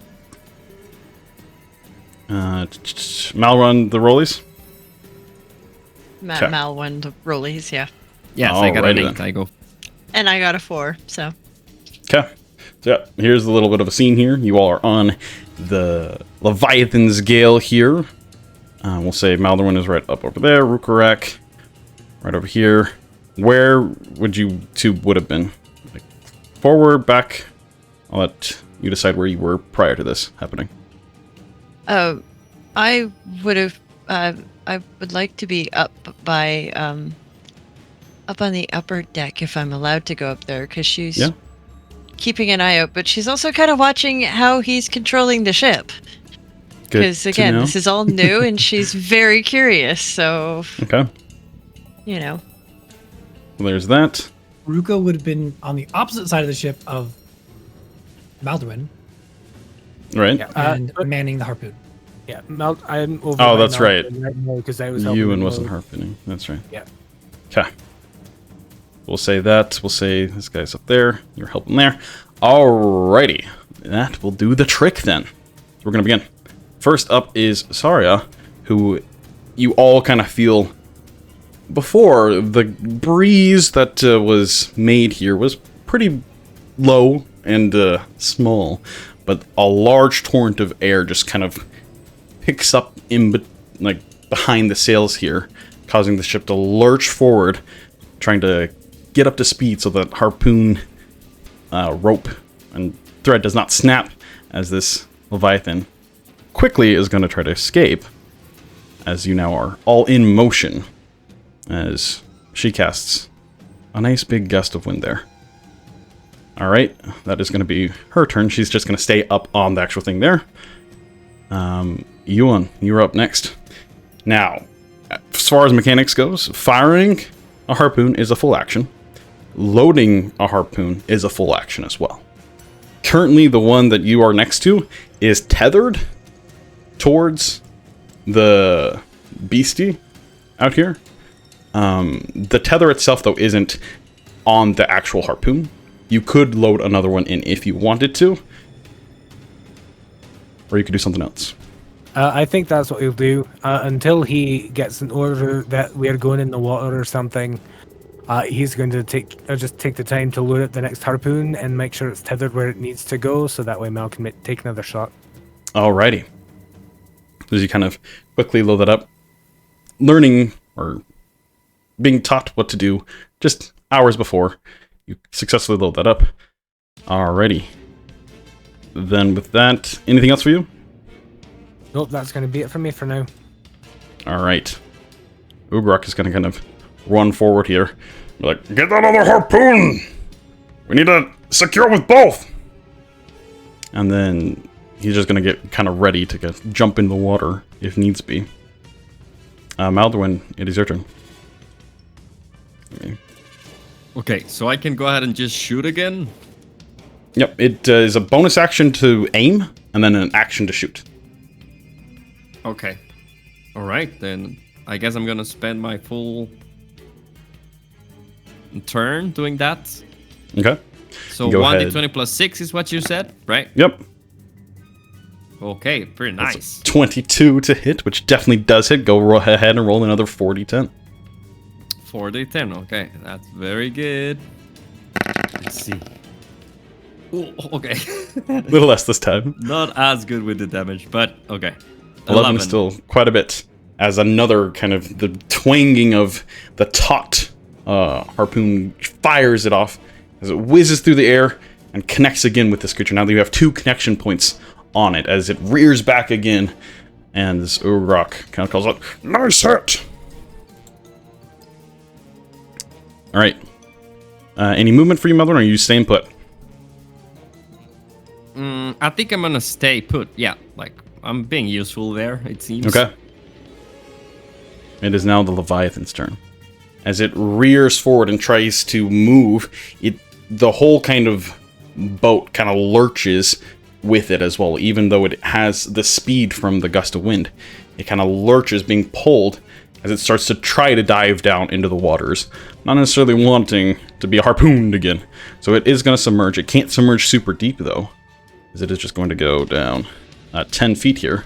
Oh, as it does, yeah, completely go under the water, but you can see the taut tethers that are there. The ship itself is gonna kind of skew because both those tethers are from one side, and so you're being pulled towards it, but not super in like a direct line, as it's to the side as it kind of shifts. But that is going to be its turn as it just tries to break free. It is actually going to roll a strength check here to see if it can do so. Ooh, that is pretty low. What's the total on that? 9. Yeah, so both those still stay taut. It does not quite break free. All right. With that, it is Seth's turn, who is going to quickly kind of catching his balance as the ship lurches towards that direction and grabs the wheel again and starts to spin it quite quickly, trying to regain control. He's going to make a survival check with advantage here. Oh, wait, no, not advantage. He just has proficient in it. Survival. See if he can... Yeah, okay, good enough. So he kind of starts to steer the ship so it turns towards that direction as well. So it's not as crazily in motion. But that is his turn. Asja, it is your turn. I think Asja is, for the moment, just going to, until they're told to start attacking, because that's all she can really do, she's just going to go up to the railing of that top deck where Seth was. She's going to go on that railing and just kind of hold on, seeing as the ship is going rocking. And she's like, yeah, no, I don't need to. Yeah. As Seth kind of calls out, "This is where the fun begins!" As you all kind of... The ship is starting to pick up quite a bit of speed now, too. As you feel the wind kind of batter you all. You do have to kind of hold your ground there for a moment. Would you like to hold an action to do anything? How far away is the Leviathan? Like, kind of judging, how far away would the Leviathan be? It's hard to tell, but roughly 100 or so feet. Okay, she is going to, if it happens in this round, she's going to hold her action with Eldritch Blast to let it loose on the big serpent. So if it breaches the water, you will Eldritch Blast it. Very nice. Yes. All right, Rhukkarrak, it is your turn. Can Rhukkarrak get a good shot from where he's at? You currently can aim it, which would be your bonus action to do so, towards that direction. It is currently under the water, and so it would be difficult to actually hit, but you can ready to fire for when you see it breach. It's not even loaded at the moment. So, can he recover the harpoon that was shot and reload it? Or does he just, there's not enough time, he needs to load a different one? That one harpoon is like way out into the water. It would be quite some time to reel it back in. Okay, that's what I thought. Yeah, he's gonna load up a new harpoon and just aim it in the general direction. Okay. And ready to shoot next round. As you quickly kind of step out, grab this hefty kind of piece of metal and slide it into place, crank up the harpoon so it's nice and taut, and then aim it towards where you believe the Leviathan to be, and get ready to go. That is your turn. And we move to the top of the round. As, Sarah kind of calls out, "All right, here we go!" As the ship continues to lurch forward. Let's see, what is she going to do here? Yeah, she's going to... What is the range on that spell? believe it's in range.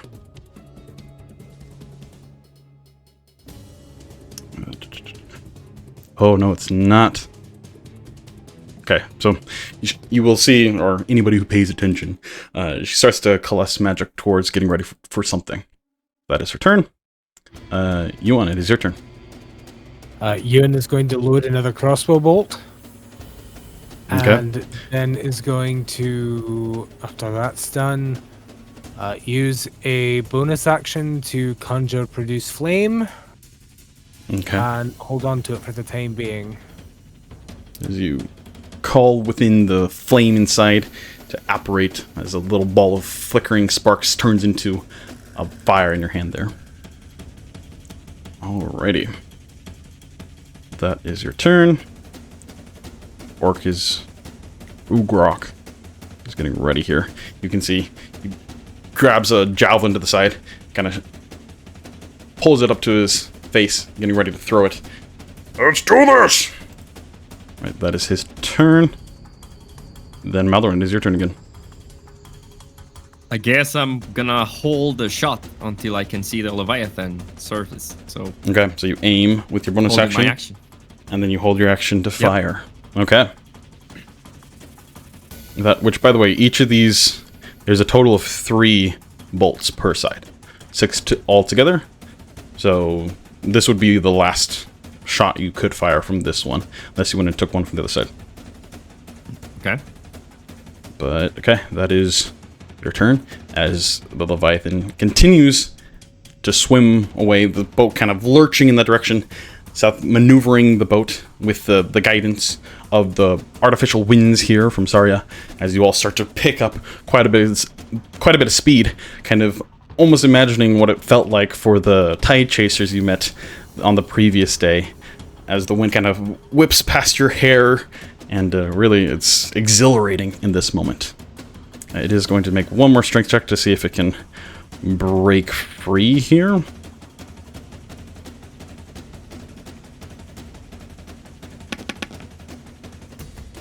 That is 20. So one of the wires, boing, as it kind of flips back, loosened. It's still caught on by one of them.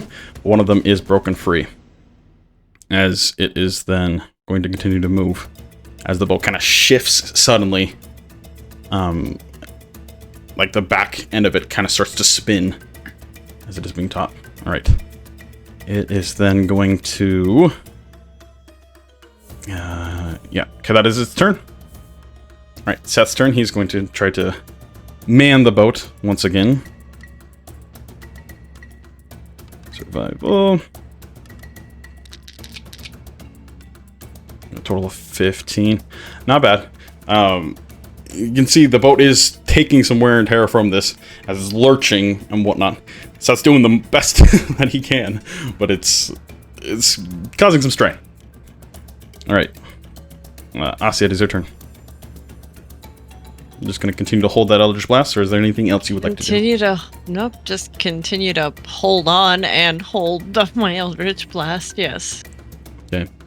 Seth calls out, it's gonna be breaching any time now! Rhukkarrak? Well, he was going to try and shoot it underwater, but with that call, he's just gonna continue to aim and hold his action to shoot as soon as it breaches. Okay. Back up to the top of the round. Saria is still not quite... she kind of calls out, it's so far away! Yeah. And starts to now climb down the ladder there. And get on the deck before kind of running up towards the side here. Alright. He's actually going to dash all the way up here. As he kind of runs past you on there. Quickly towards the front, kind of grabs onto the railings there and tries looking for it. But that is her turn. Alright, Euan.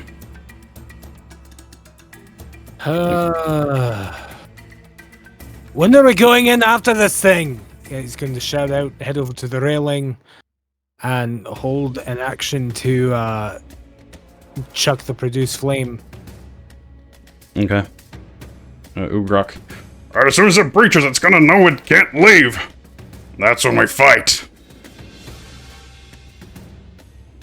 And that will be Ewan's turn. Okay.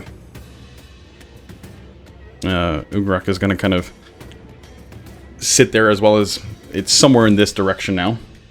Kind of grab onto the side there, still not harpoon, but javelin in hand.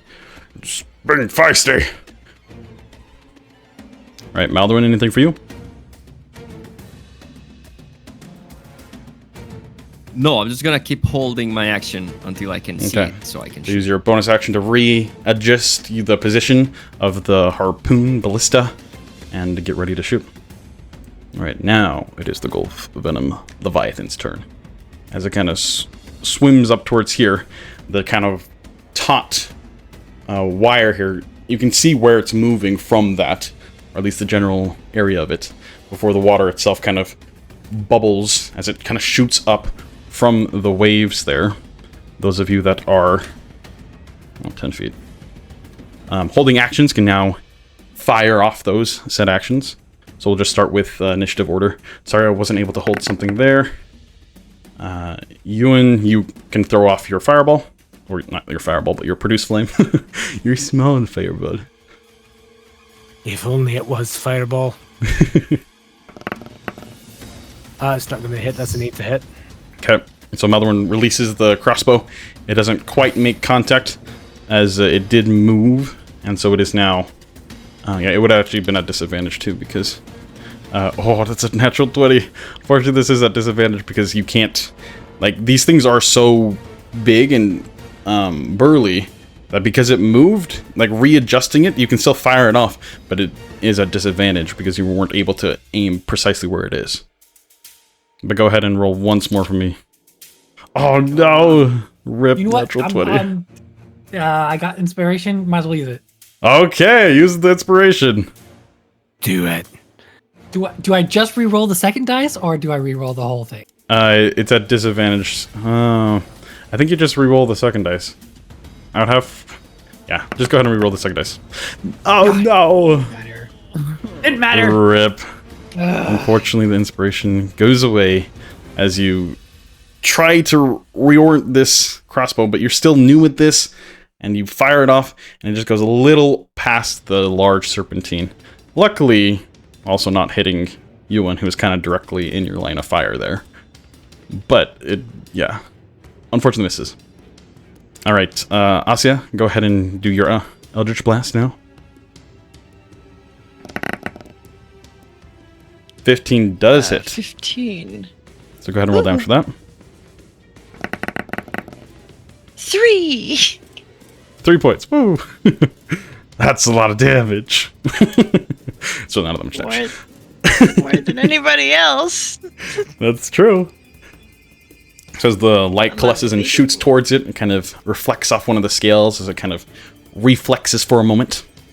And then it surfacing is going to continue to move towards you now that the boat kind of lurches back as that tension there is no longer as taut.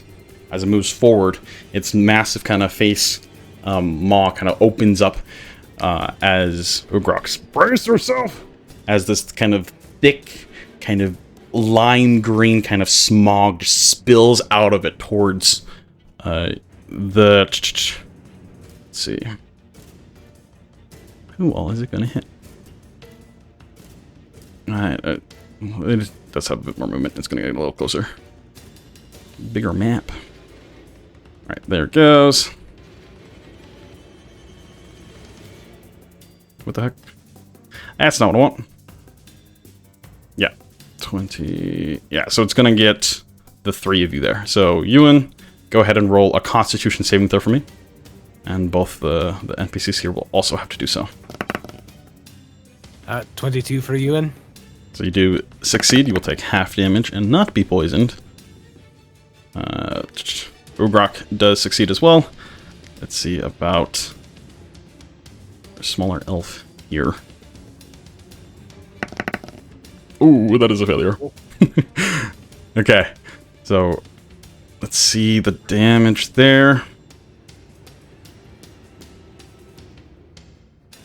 Ah. Damage. Normal. So it's going to be 15 points, but then if you succeeded, that's halved. So you take 7 points of poison damage. As it kind of just starts to corrode like your skin in that moment. As you kind of step back, quickly you kind of cover your mouth to not breathe any of this in. You do see towards your side, the smaller feminine elf there kind of takes a sharp breath in as she stumbles back and just starts coughing violently. That does not feel good for her. But she's still up.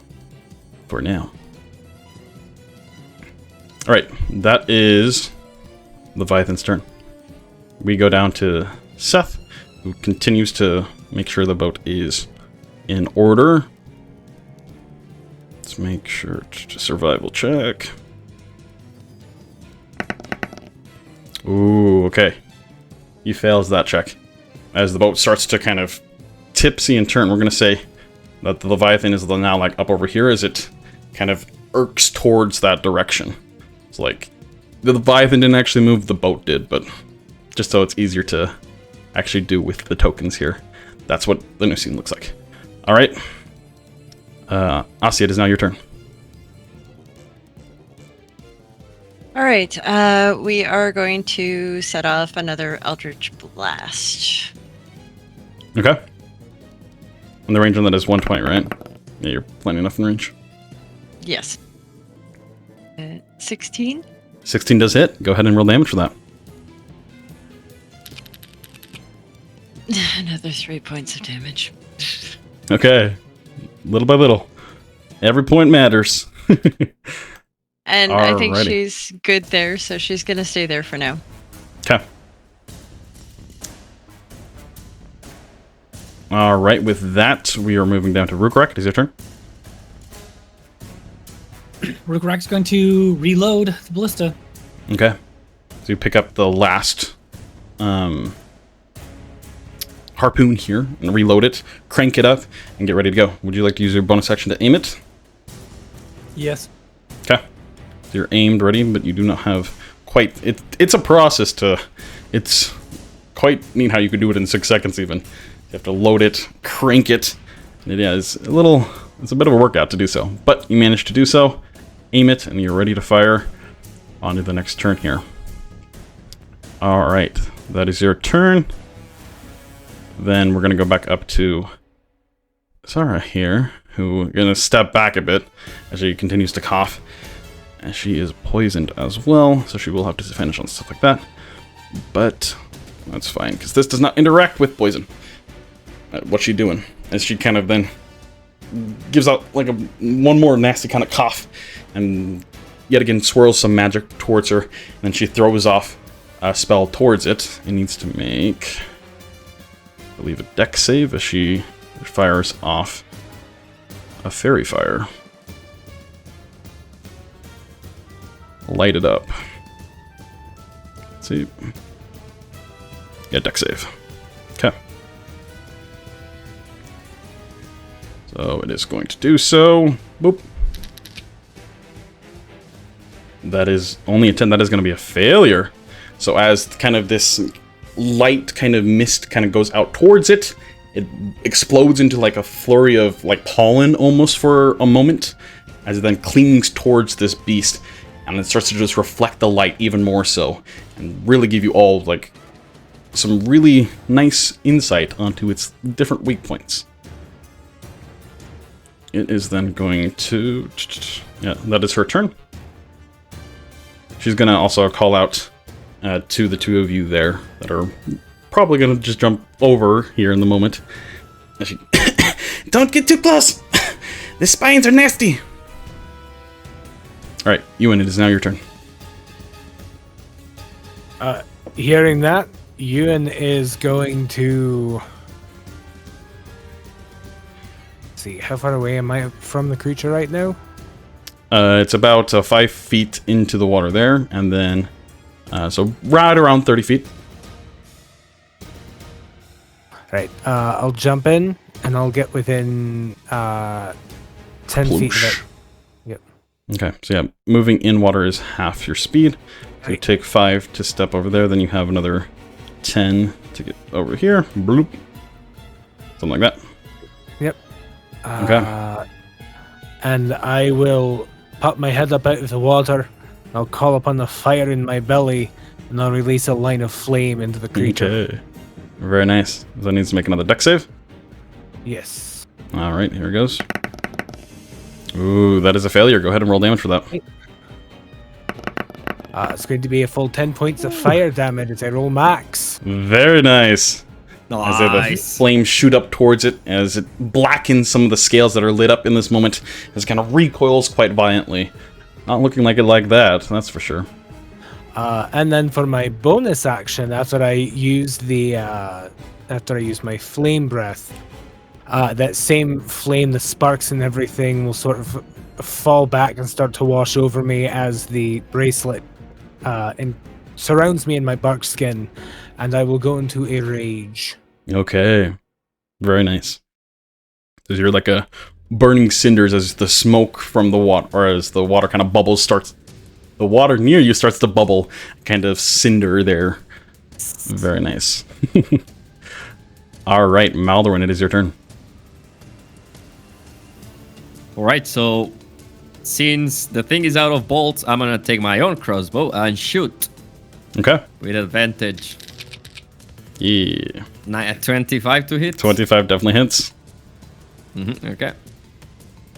Oh, that's the wrong die, I think. Yeah, I rolled a D8. I'm sorry. You good? Okay, 6 points 6 of points. damage. Very nice. From the crossbow. Yes. Okay. It is definitely looking quite bloodied.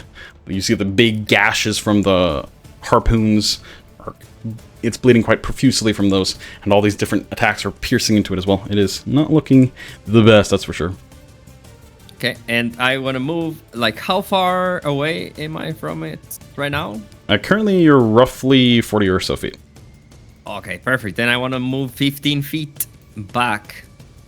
Okay. Step back a little bit, and that'll be my turn. Just straight back, or diagonally at all? Diagonally, be good. Okay. As you kind of like put your back up against the mast there. Yeah. Alrighty. And that is your turn. It is now the Gulf Venom's turn. It is going to see if it gets its stuff back. Ah. I can't type. Nope. Okay. It is then going to swim up here. Why is this not working? Bah. As it kind of rushes forward, the like serpentine body of it starts to go in and out of the waves there. As it makes its way closer and closer, it is going to then bite out at Euan there, who is in the water. As this massive, like its head is probably maybe a little bit smaller than you, but not much. It's pretty big. Oh boy. Wait, what the? No, that's not what I rolled the wrong one thing. That's a 19 to hit. 19 will hit. Okay, so then we will apply that damage that I rolled on accident. So that's going to be a total of 20 points of damage. Reduced to your... Okay, so it was... I am raging. Right. So yeah, the... Why did it roll weird? Part of it is supposed to be poison. 1 second, let me just roll it again. We will just re-roll. Why is this not working? Oh, you need to make a strength save? Oh no, that's its... I don't know why it's being weird. Okay, there we go. So, yeah. 2 points of piercing damage. So nothing much there, but then you do take 6 points of poison damage. Or, yeah, poison damage. Alright, and is there any sort of roll against the poison damage, or does it just happen? It just happens. Alright. Yeah, and then it is going to take its massive kind of tail and whip out towards the orc here. Rhukkarrak / the ship. Come on, Foundry, work with me here. It is not liking to work. What the heck? Alright. It is being a little buggy today. I'm gonna have to kind of manually do it. 18 will hit him. It's going to be...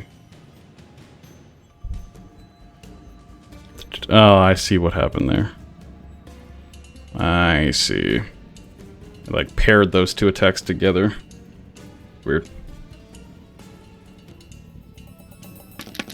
Alright, so he'll take a bit of damage there as it kind of crashes into him and part of the boat there, causing splinters of wood to kind of pierce out in there. So that is its turn. And then Seth's turn, who is going to kind of curse under his breath. Get away from the boat! He's going to try to handle the boat again here in this heated moment. That's a little bit better. He starts to get it a little more under control. We'll say it's going to break free a little bit. We'll just do that there. There we go. So it kind of shifts backwards. And so the Leviathan isn't as close. Alright. Then Asja, it is your turn. Alright, are we still in the 120 range? Yeah, you should be good. Or does she need to move forward? Okay. Yeah. The only thing she can do right now is she's a little Eldritch Blast Cannon. There we go. Pew, pew, pew. Laser beam. Pretty laser beam. much. Ooh, 17. 17 does hit. Okay. You have Anybody ready advantage for the though, lucky because 3? it has fairy Oh, fire. you do have advantage, yeah. So see if you get that 20. Oh, okay. Oh, it was close. Almost. Yeah. 16, Nearly but yeah. doubled. Okay. Alright. 3! 3 again. Pew, pew, pew. Every Awesome. time. Oh my god, you're a witch.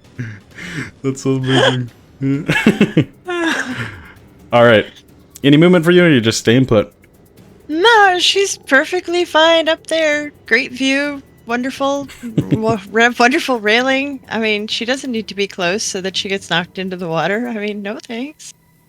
All right. Oh, Pew, pew. that's why the initiative order also took off Orc guy over here. We'll just do his turn now. He is going to jump overboard. You see that as he jumps overboard, he actually lands on top of the water, standing on top of it. As he starts to sprint towards this creature, and he just throws the axe towards him. That's funny.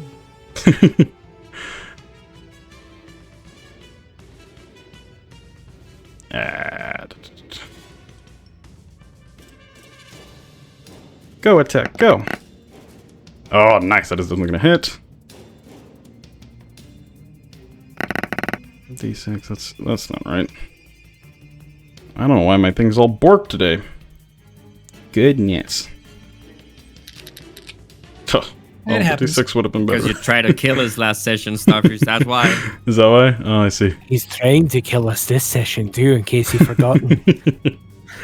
So as the axe does make contact with it, it kind of just pierces into it. As it does so, it kind of almost like a porcupine in a sense. These spines kind of shoot out from it. Yuan, I need you to make a dex save for me. Let me double check that it's right. Great, No, it's a 'cause con I'm save. great at those. Con save, sorry.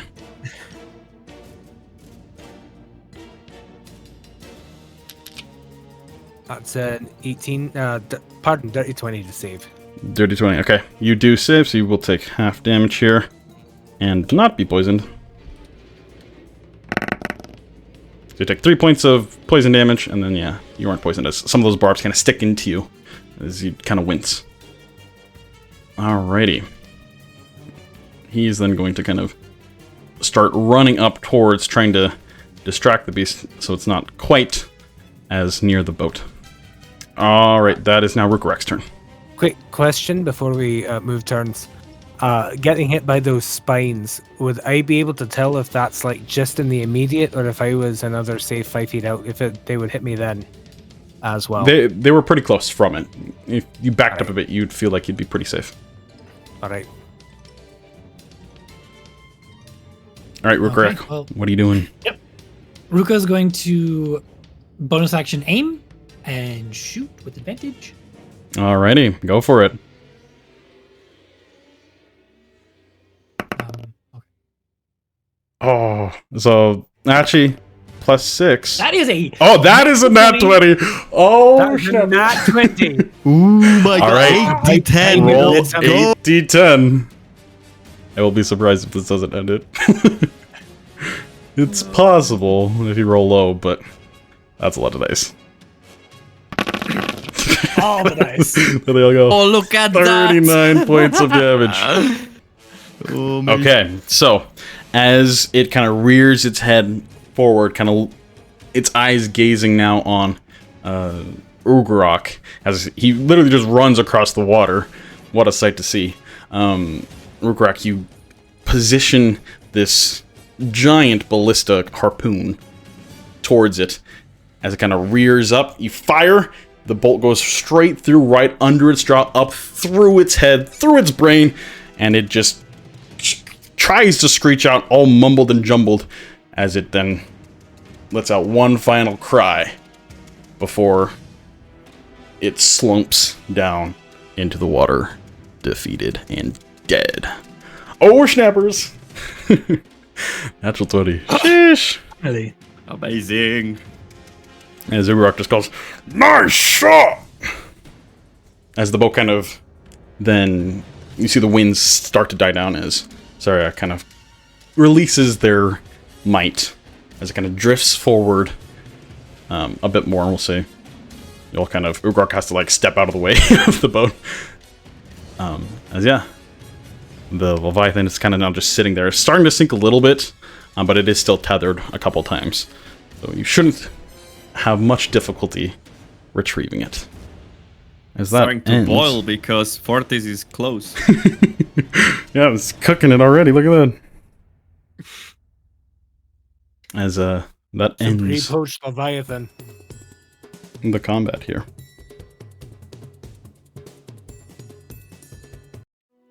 As Seth kind of calls out, "Well done, you guys. Those shots were quite well marked." Kind of steps over. "Rhukkarrak, quickly, get that thing up here. We don't want to stay too long. Other beasties will be sure smelling the scent of this dead now. So let's get this up and get out of here." As Rhukkarrak kind of goes forward and starts to pull it up, you can see he kind of jumps a little bit in a motion and then sinks under the water and starts to tie some other ropes and want towards it. And Euan, if you want to help, he can kind of show you a little bit what to do as well. I'll help. Okay.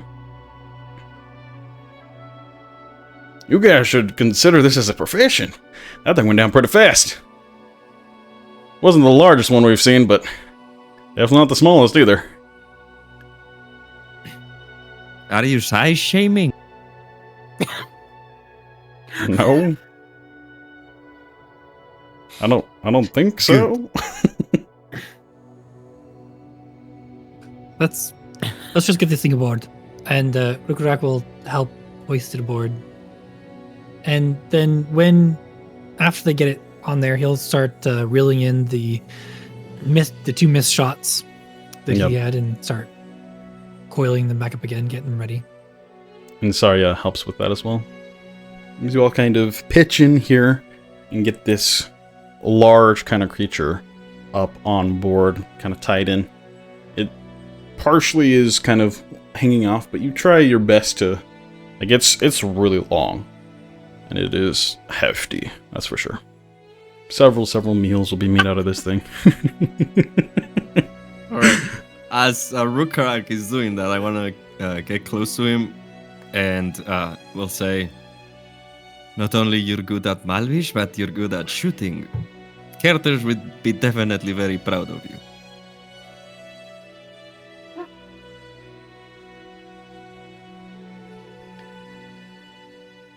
Yeah. Apparently. But would apparently not enjoy my choice of company. As he just turns back to his work.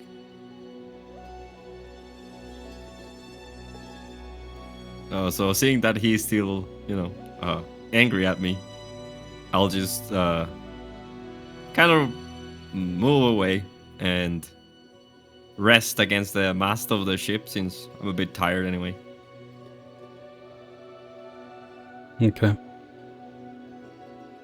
Asja's gonna slide back over by Seth and just kind of watch him again on the wheel, occasionally being, how do you know which direction to turn to which go? Just kind of asking questions like, this moves the whole thing, but is it magical, or like how does it move the, and stuff like that. So she'll Yeah. not pester him, but she will ask a few questions, and the book has come out with the pen and she's writing things down. And he kind of explains there is a large rudder that kind of is able to steer the ship without the use of the aeromancer, or Asarya in this case. Especially in Stone Hollow, where there isn't a whole lot of natural winds. Traveling on the open waters would be near impossible. You'd have to bring on like oars. And yeah, moving a ship this size, you'd have to have a hefty crew to row this ship somewhere. Euan gets back up onto the ship and looks utterly dismayed as he looks down at his wet boots, his wet socks. He didn't remember to take them off before jumping into action. There's a lot of swearing in a very dead language as he removes them and hangs his socks over the railing to dry.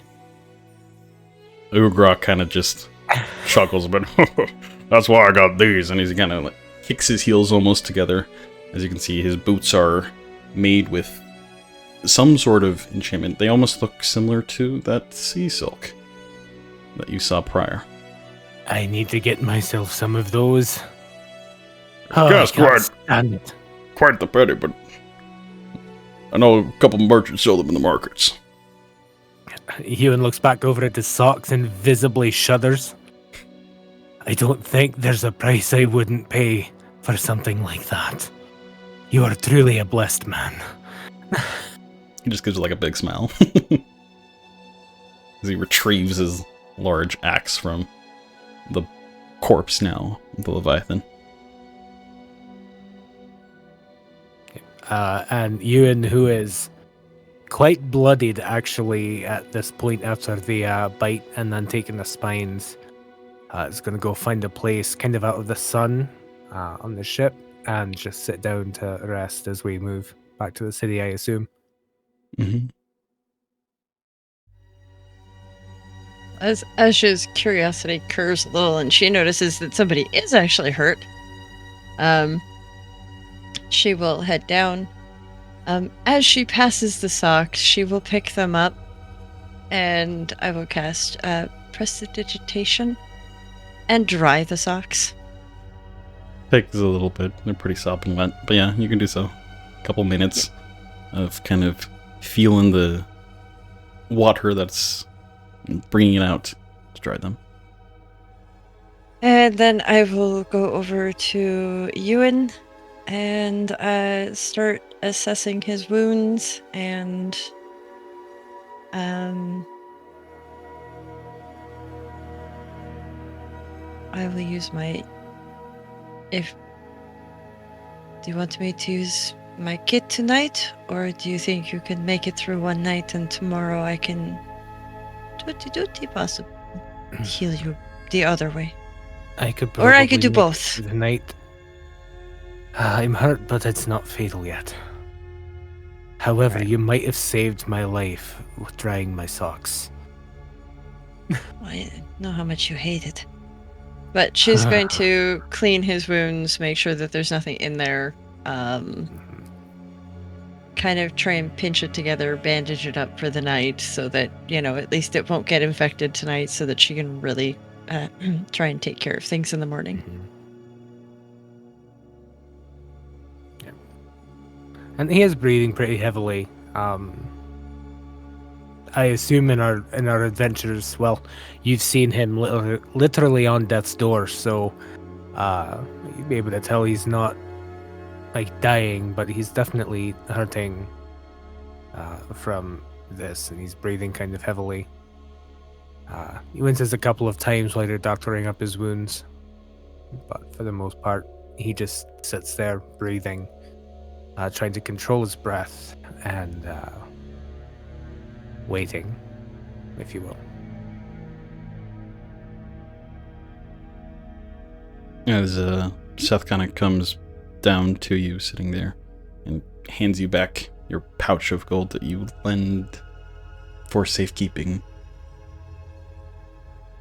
Takes quite a bit of courage to jump into the waters with a gulf venom right next to you. Well thought. I appreciate that. Thanks for keeping this safe for me as well. He'll tie it back onto his belt pouch. Gives it on.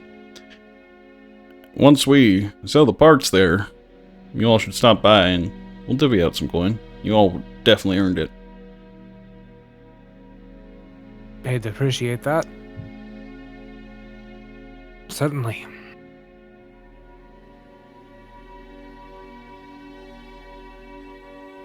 As slowly but surely you start to make your way back towards Elendor.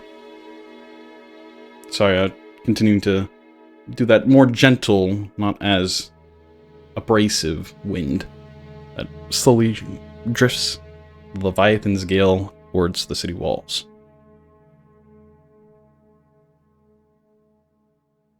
As you get closer and closer, the walls pretty impressive. Like, they reach several feet out of the waters here, and the water edge just meets directly up to them here on the southern portion of Elendor. Seth kind of calls out as you get closer. So, I mean, getting out of the city was quite easy. They don't really care who leaves that much. But getting back in, they're going to have to onboard and do a thorough investigation. Make sure we didn't do anything, bring anything we shouldn't be. So, hopefully you aren't carrying anything you shouldn't be. And yeah, let's continue to go. Nothing I didn't enter the city with in the first place. Asja is going to go in her bag and grab out the little pin that they were given and pin it to her shirt. We saw a pickaxe, right? It's not like Rhukkarrak can put it in his pocket. Who's carrying that around? Rhukkarrak? You have it? I mean, you have the pickaxe you just bought. There's also the pickaxe that you found as well. Y'all are just... No, We left that one with the captain. We left that with the captain. Okay. Yeah, we gave that one to the captain. Okay. That one... Yeah, we could just has the pickaxe and the pythons as new acquisition. Okay. So I'll guess he will say to Ruka, "Are you sure you want to be seen with that by the guards?" Pointing at the pickaxe. Why would it matter? I have a pickaxe. I don't see why a hunk of metal on a stick would make a difference. All right.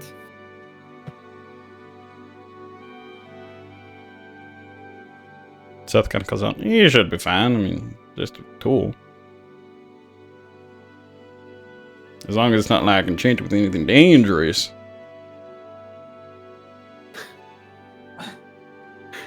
Well, As the if pickaxe you want to be explodes and sure- you all die. No, I'm just kidding. yeah. Well, if we want to be sure, I can take some time to see if there's anything magical about it. Just give me a little bit, and he'll go off and kind of sit down on the ship on their way back and hold the pickaxe and ritually cast detect magic. Okay, so you kind of sit down there as the boat kind of lurches forward.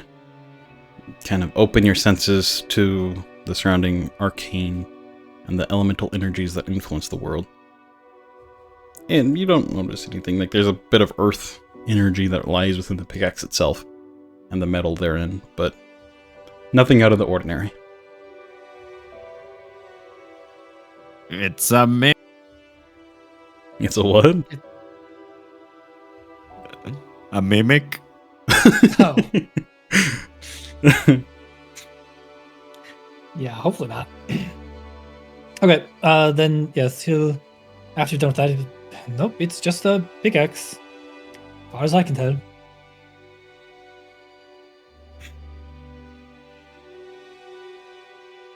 Alright. well, as you then start to approach the gates here, Seth kind of does some things.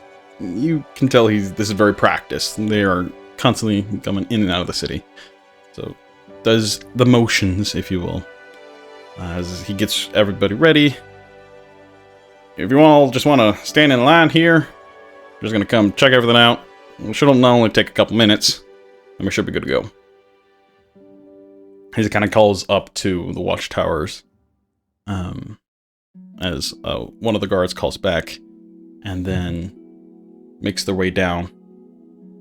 And you can actually see they actually just jump off the tower itself and start to glide down almost like midair, almost like Iron Man-like, and land on the ground. So gusts of wind kind of flurrying around them as they fly down. It's kind of pristinely Storm Warden with pristine purple glass-like armor.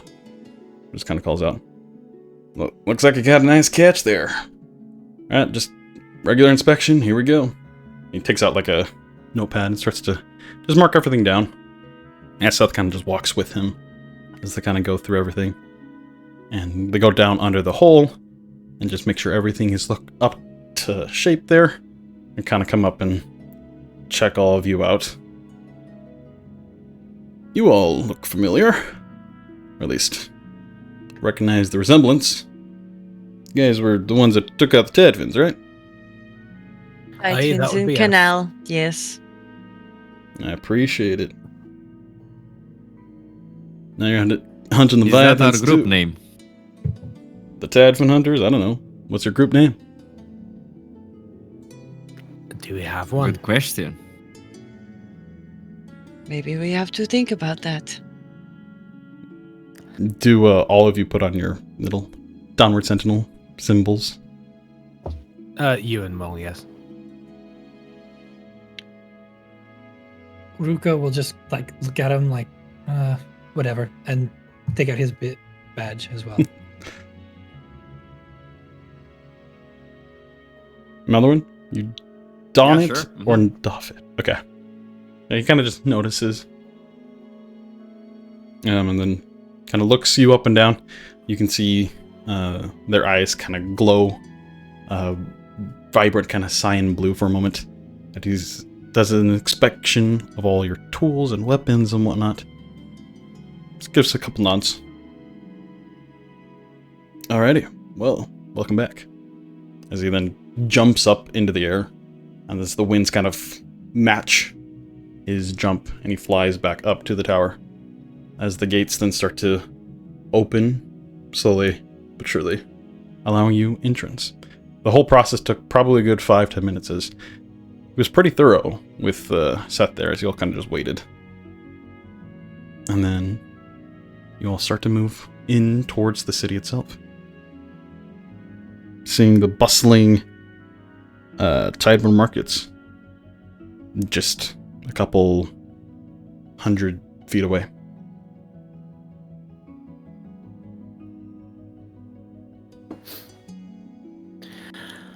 I think a conversation about a group name sounds like a great choice. Over a nice hot drink and away from these blasted waters for a little bit. Do we want to speak with the captain? I, for one, would really like to. It is late, is it not? It is currently, the sun has properly started to set now. It is an hour or two away from, like, night. We could probably stop by quickly. It couldn't hurt. Yeah. Probably I a more would- responsible thing to do. I would like to ask her a question as well, so it would save me a trip tomorrow. I mean, if you all want to go tonight, I guess it works. I was really looking forward to relaxing and just heading there tomorrow, but we can go today. Well, most of us were really looking forward to not going all the way down to the beach and watching you go into the Khazdurim camp, but we let you do it, so fair's fair.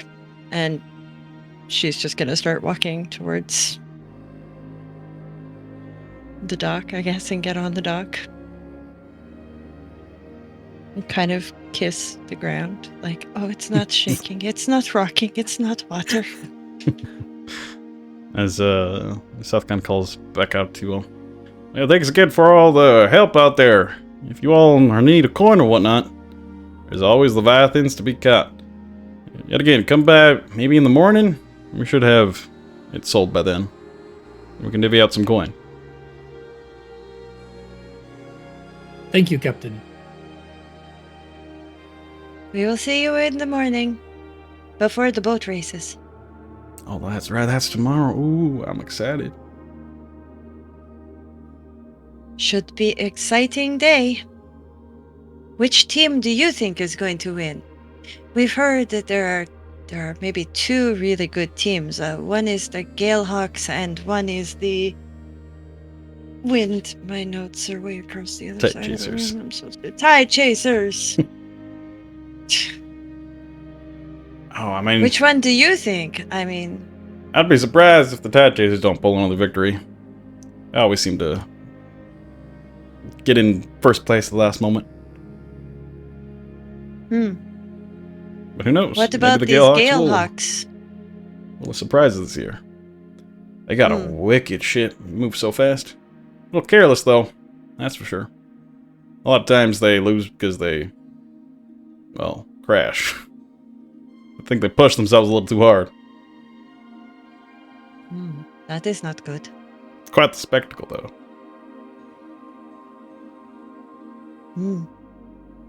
Well, must be expensive to crash your ship every single year, but come back every single year. With ship, just as good. It's kind of made for that. The ship is crazy. Maybe one day I could afford something like that. What do you guys think as they kind of just continue to talk with the others? See you in the morning. She's going to walk down the dock. Bye. Rhukkarrak will follow.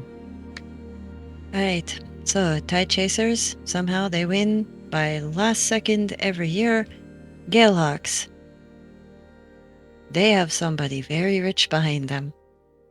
Especially if they can crash their ship every year. They crash their ship every year. Maybe they just rebuild it by them. Maybe that's part of the process, is make your own ship. I don't know. I don't know. I don't know how to make ship. At home we just tie together what little wood we have with ropes and kind of try and go across the waters with tide swell. That's all.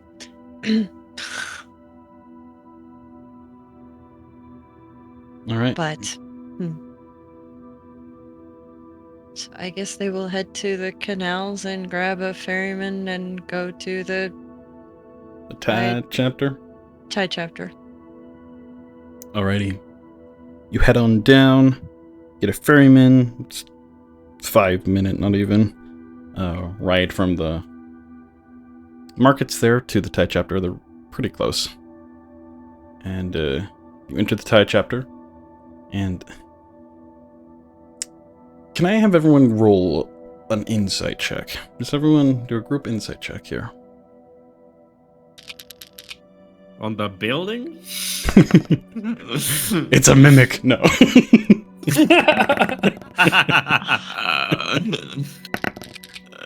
Oh no! Oh, rip. Natural one. Natural. Yeah, Maldorwen, you're feeling it. You're like, eyes are barely open, like you're kind of closing, Yeah, I'm starting kind to of swaying. 16 for Euan. 7 for Rhukkarrak.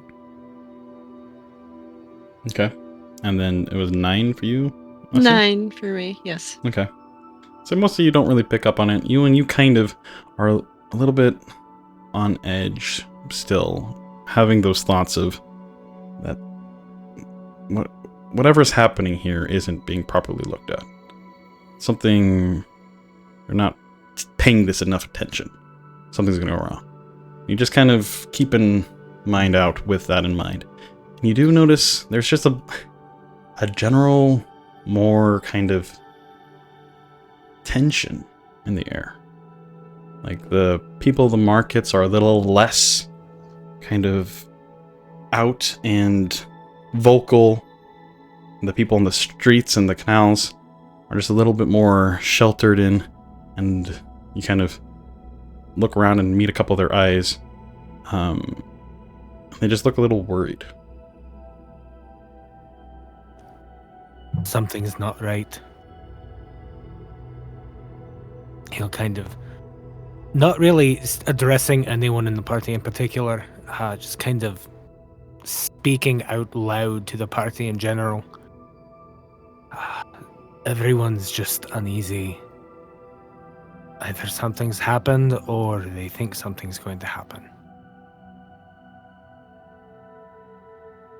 And I think Euan is frustrated to a point because he knows something untoward is happening, but he doesn't quite have the intelligence to try to piece it together, and he's trying, but it's not working very well.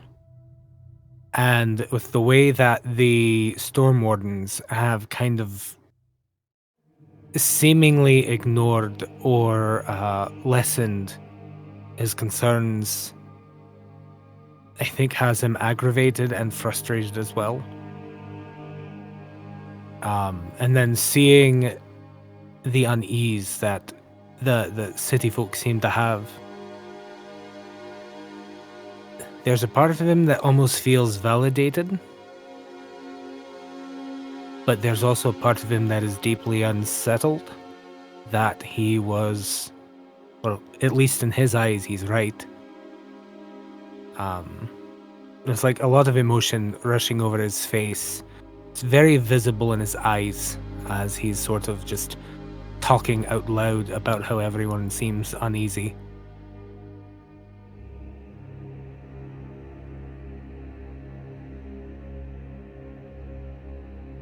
Okay.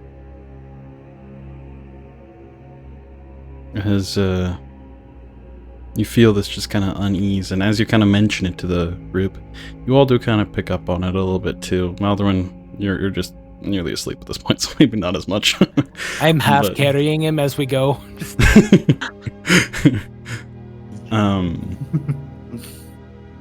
As you go forward to step into the Tide chapter here, the Tide Heart, you've been in a couple times now. As the door kind of swings open right in front of you before you're able to actually go and reach for it, you see kind of a taller elven individual there with shaggy kind of black hair that droops down. Kind of a wicked, almost stern face. They just kind of step forward. A pretty bulky build. And well dressed, but it's kind of not well upkept. Like the clothes that they're wearing is quite exquisite clothes, but they probably haven't been washed for a couple days or weeks. As you see, just a bit of wear and tear on them as they kind of step out and kind of meet all you. Looking like a little bit of surprise kind of comes across the face. Almost like a coincidence that they open the door right as you guys are arriving. Welcome. You guys just Hello. going in? Yes, we were going to talk to the captain. I see. You look a little worse for wear. Where are you coming from? Everywhere and anywhere these days. Here. I gotta go somewhere. You look all new recruits. Captain was telling me about them. You guys have been doing some good stuff in the city. Yes. Sorry, introductions and all that. Dagon, the chapter master here. You are the leader above the captain. That's correct. Ah, It is nice to meet you.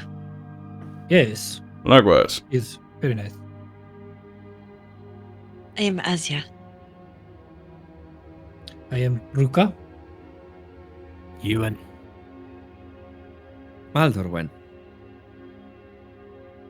Pleasure. You all, yeah. Appreciate what you've been doing. Keep up the good work. Making the Sentinels look good. You all don't... You're just brand new, right? You were given stuff just the other day, right?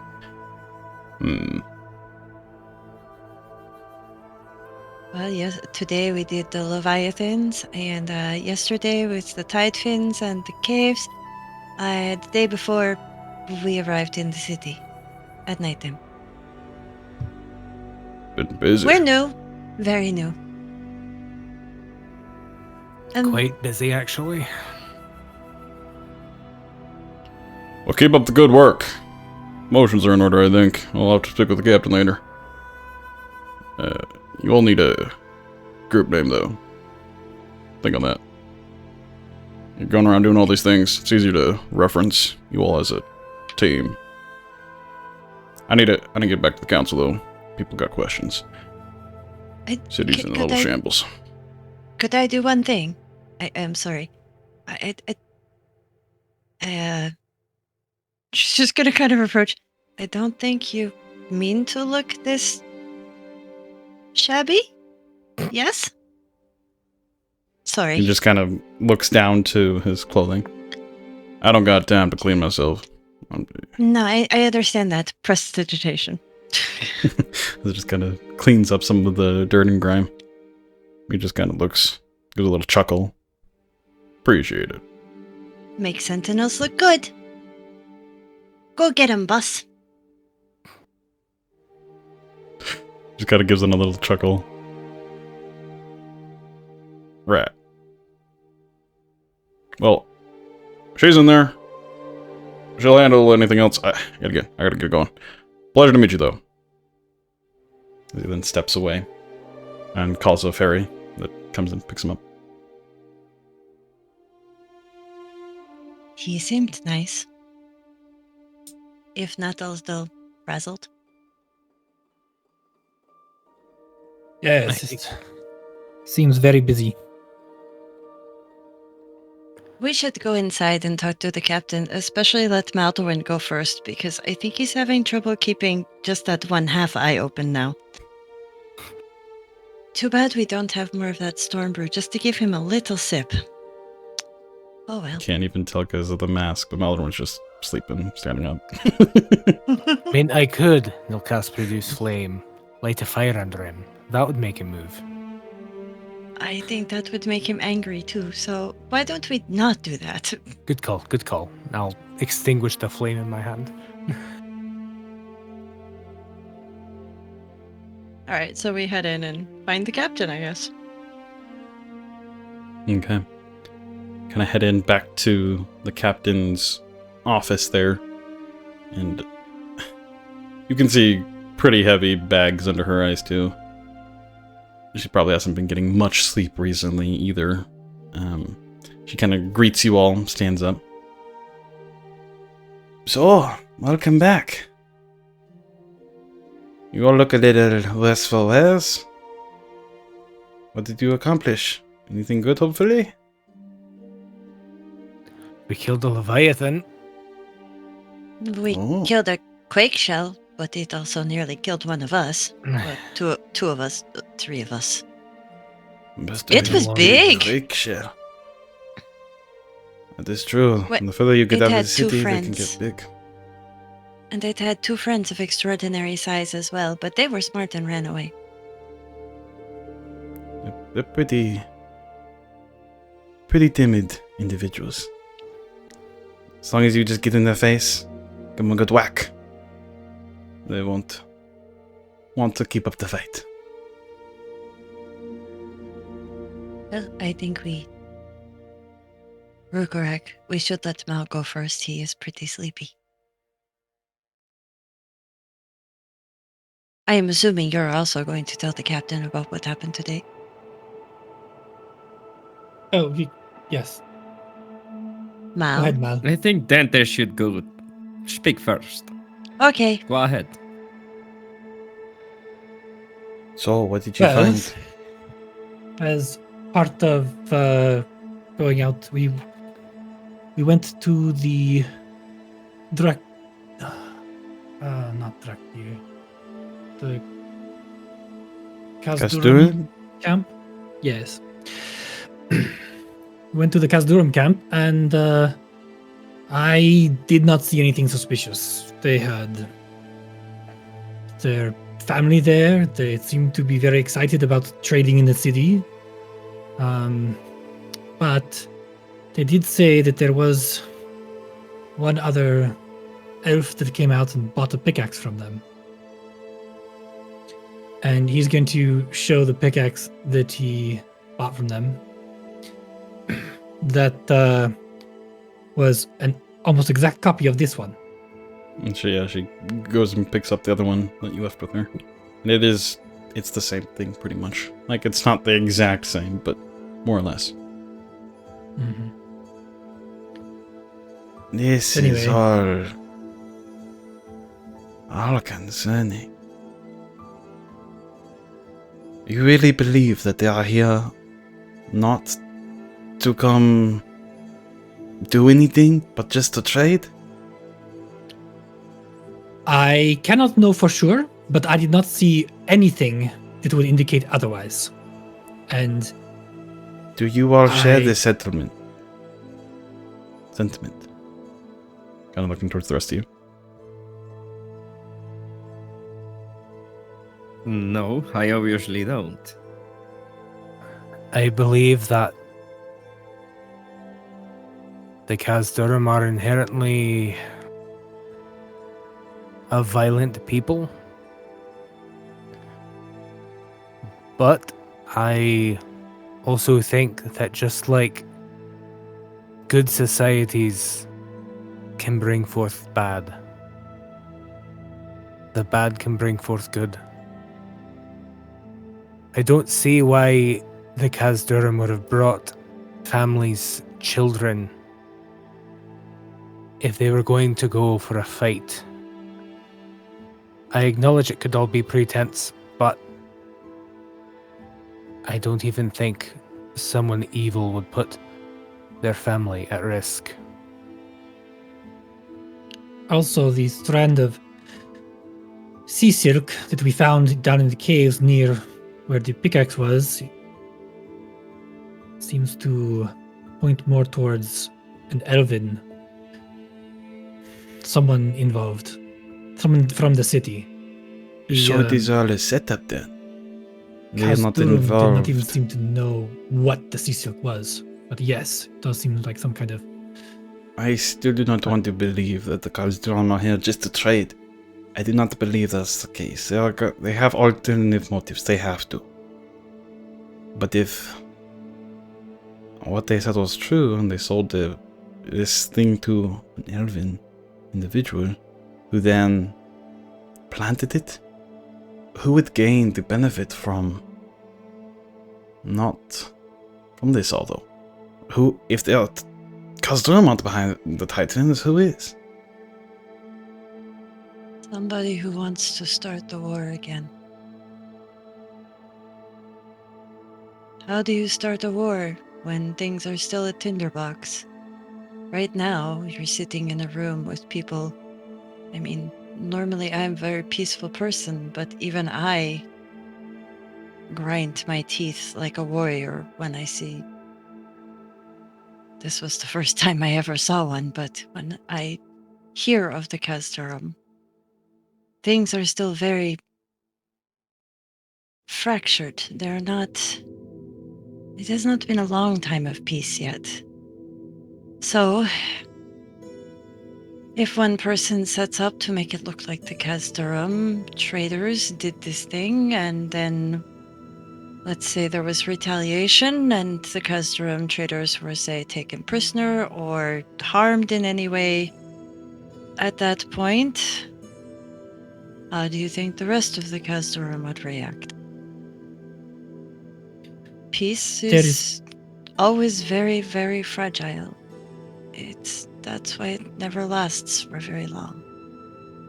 There is also the merchant on the council. You say he's very powerful? And he wants this trade agreement, perhaps one of his rivals.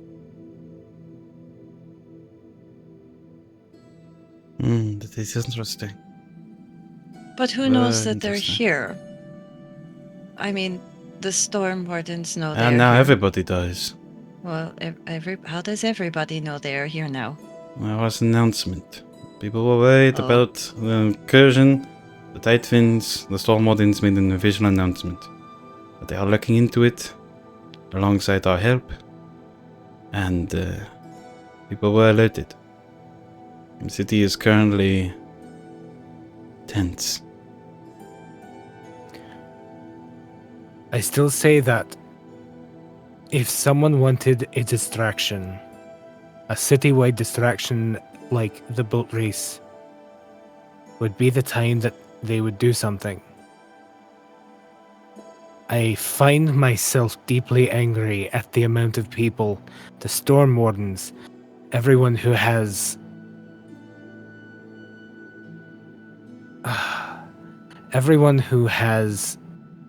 ignored these warnings.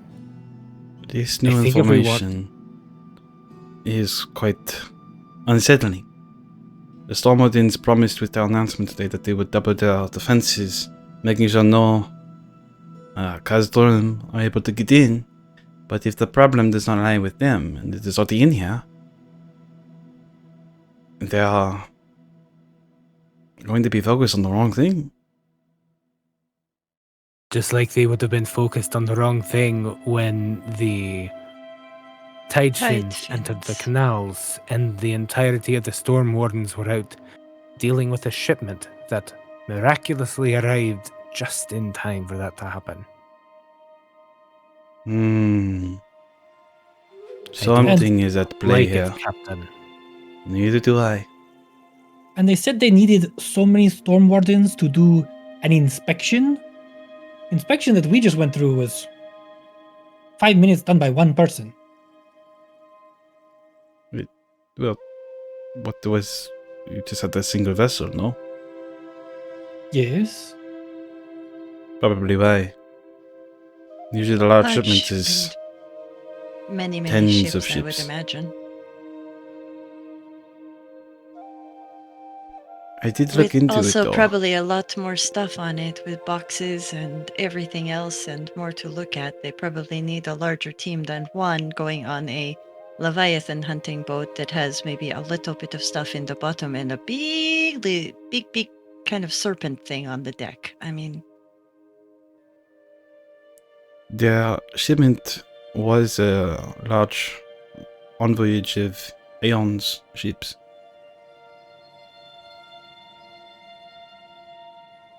but why would Who's they? What does the richest man in the city have to win with disrupting the trade of the city?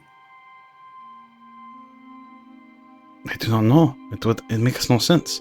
If Aeon wants, he But- wants.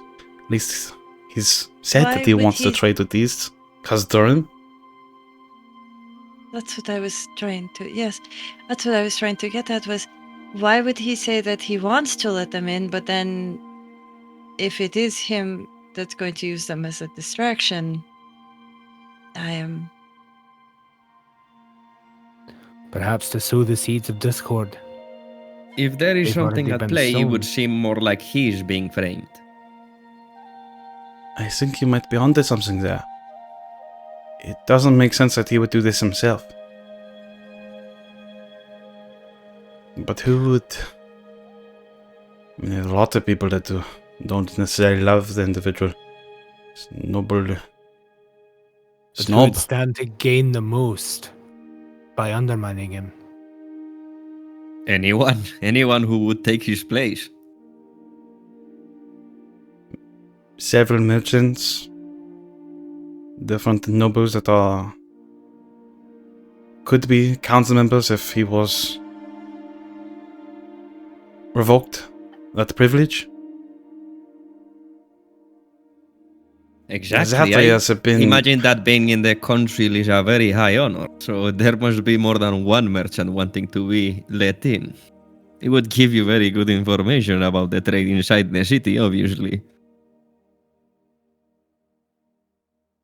Perhaps his Aeon could use more security while attending the boat races?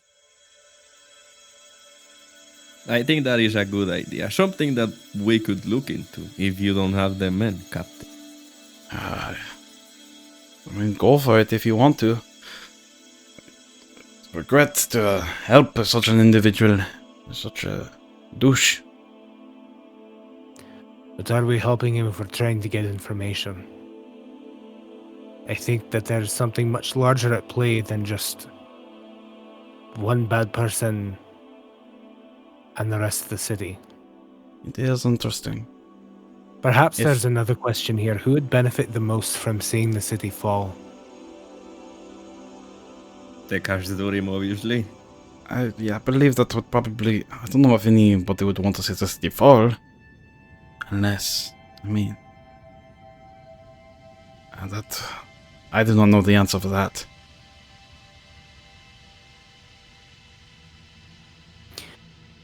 But it is interesting.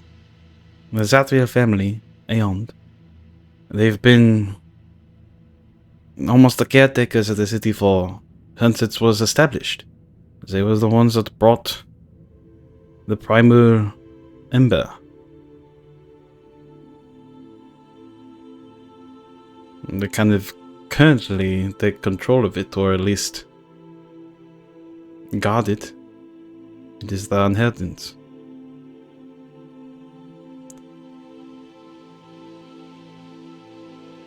Then So- that would make sense, maybe why somebody is targeting him. It seems does. that a lot of people want other people's primal embers or stones or crystals or whatever it is, but there seems to be a rash of thefts of these things. But so pinning it onto the family that is taking care of it,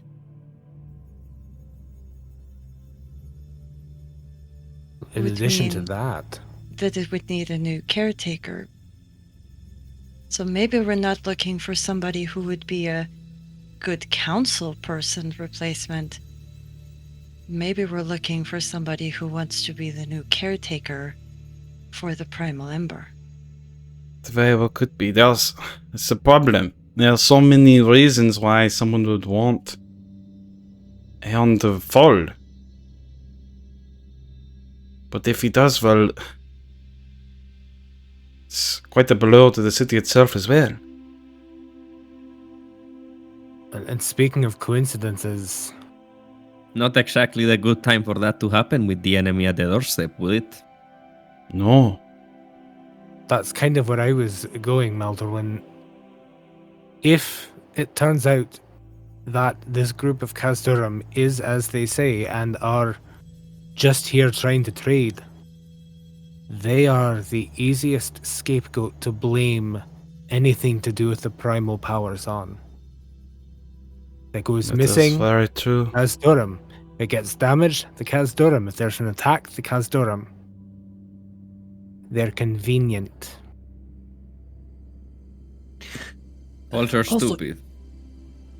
You It said is that also very easy to blame them. And trying to turn the public's eye and even the Stormwatten's eye away from them is not going to be an easy task.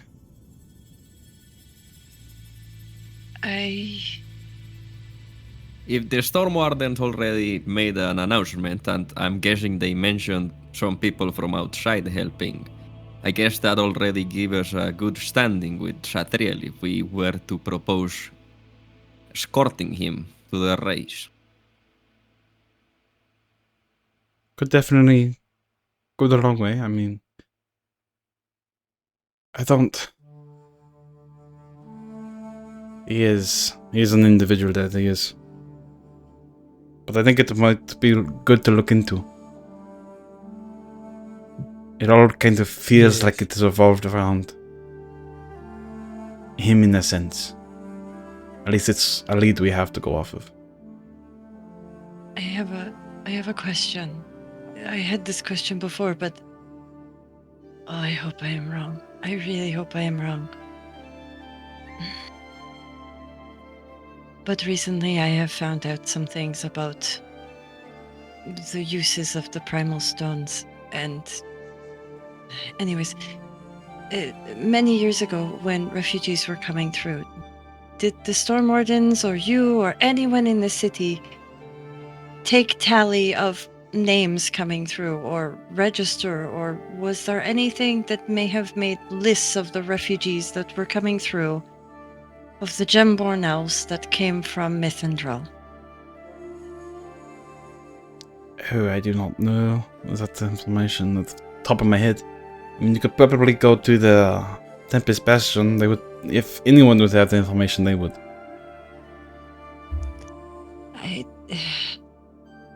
When Mythendrel fell, they took our primal stone.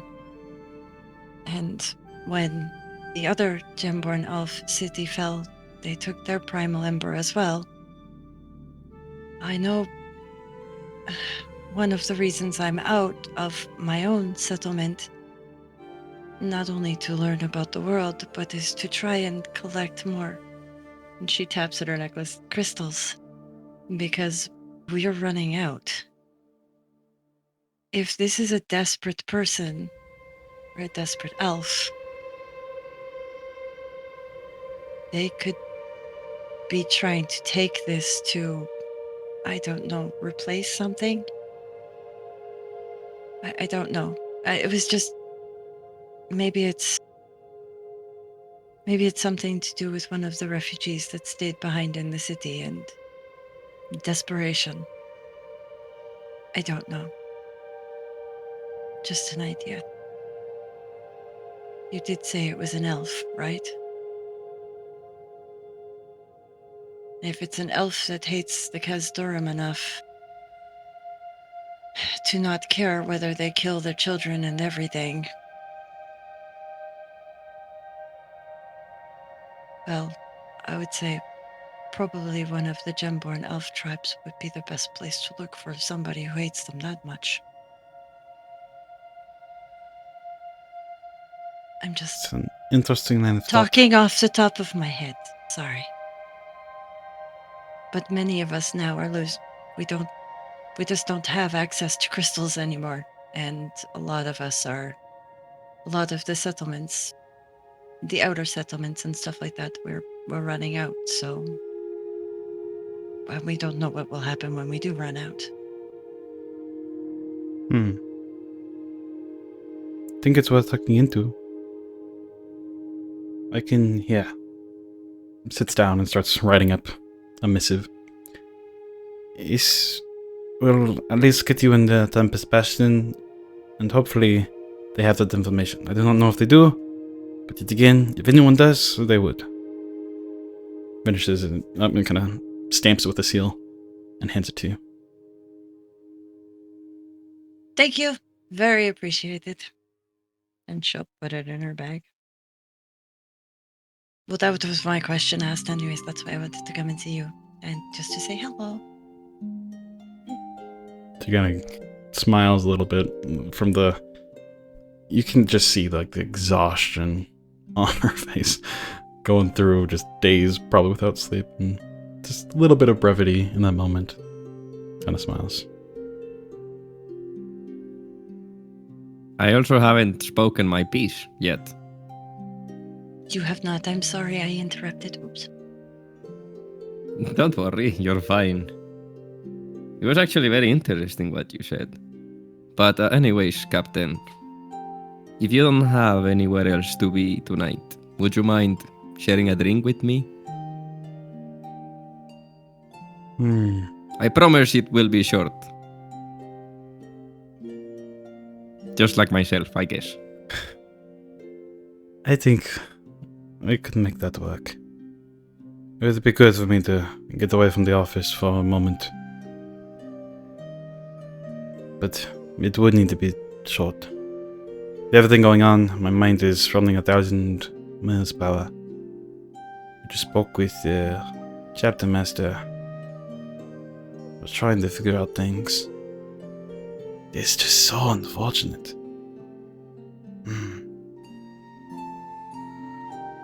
Well, hopefully you will get to get your mind off those things. I can't promise you it won't be a... Well... That it will be a nice conversation. I actually wanted to talk to you about... Well, the war. Like we promised. Oh. Interesting topic it is. Might even help us in the time. Looking back on the past can help the future. Especially because it seems to repeat itself. Yeah, shakes her head. Well, it's getting quite late. Let me wrap up a few things and then we can go to... You guys are staying at the Flamin' Flagon? Yes. Very well. Which... I need to talk with the chapter master as well, but... I do think there are some promotions, at least. If you all do want to continue this. You will need to... officially give you a proper team name. But then we could even give you your own quarters here in the Thai chapter. He did say that we met him at the door, and I maybe used a little magic to make him look a little cleaner before he went back to council. I bet he got a kick out of that. He did. But he also did say that he needed to talk to you about promotions, because apparently we have done a lot. You have. You've been here for 2 days now, a little over. They've already done more than, well, anyone else. Because they're all gone right now.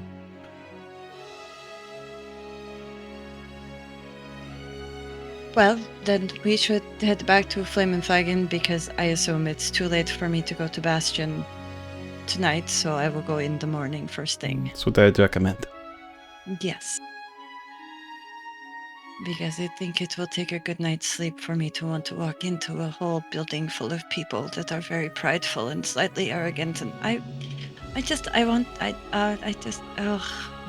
don't understand.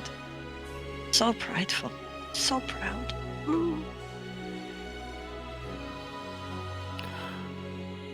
Captain, if I may ask, are we the only ones in the city?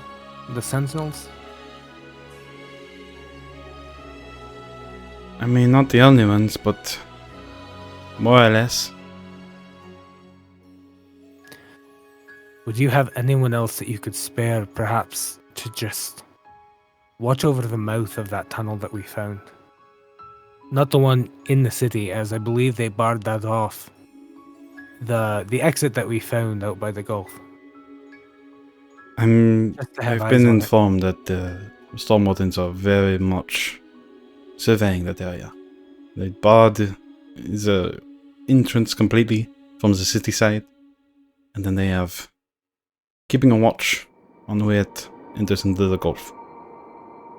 Alright. If they're handling the defenses surrounding the city,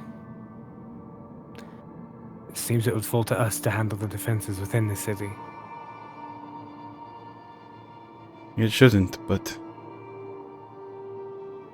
it's all happening so fast. Tomorrow is the race. It would be the perfect time to do something.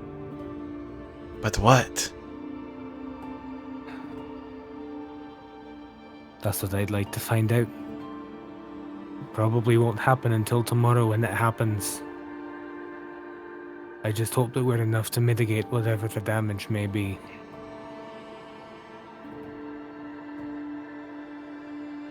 Either way, we should head back to Flamin' Flagon.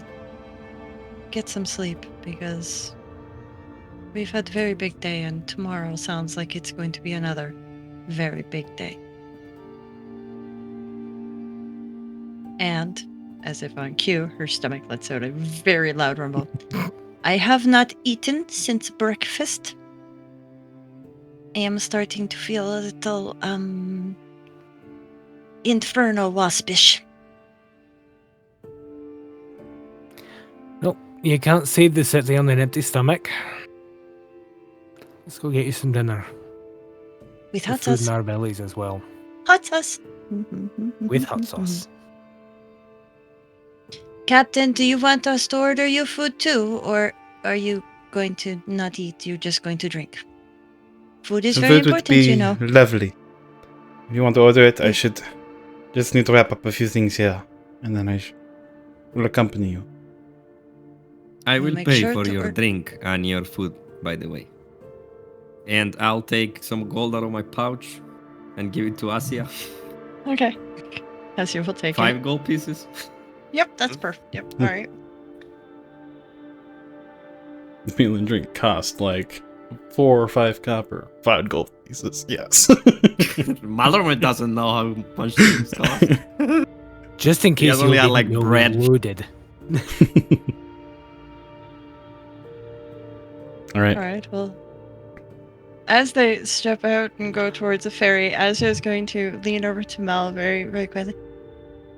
So, do you like the captain or something? You're having dinner and drinks. Do I need to get candles on the table as well? I'm just wondering, am I setting up for something? Or, is it just normal dinner and drinks? Hmm. Ewan fully giggle snorts. I mean, you could roll an insight check, I guess.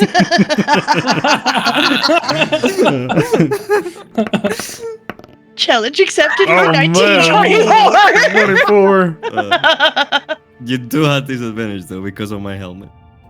That's true, you do. Mhm. Yeah. 16. That's pretty That's pretty good. good. Right. So he's blushing. So, and Gotcha. I can tell that I think that you could tell that like as he replies, he sounds a bit confused, like maybe something that he himself didn't think at first, but like he's blushing. So, like I just want to talk to the captain, but a candle? Why? It does sound nice. I don't know. When back at home, when two people seem to like each other, they go to tables by themselves with candles and very quiet, and sometimes they have some music, stuff like that. I won't do the music, but I could at least do the candle and make the table look nice. There was a bar the other night. Do you think that's enough gold for, maybe have him play a nice, relaxed tune? I can do that, yes. I will make sure everything is perfectly set up for you and the captain to have a good talk about war. I'm sorry, I'm just not very good at this. The captain is kind of tall. Do you think she won't mind? Are you being sizist against yourself now?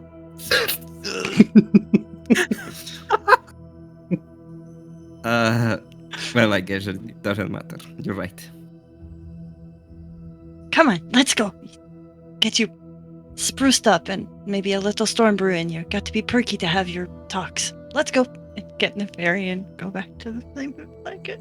There's a split second in which Ewan thinks about giving Maldorwen a hearty clap on the back and stops himself because he doesn't want to send Maldorwen overboard again into the water. Into the canal. Puts his hand on his shoulder. Best of luck to you, lad. While we're here, can we take a quick look at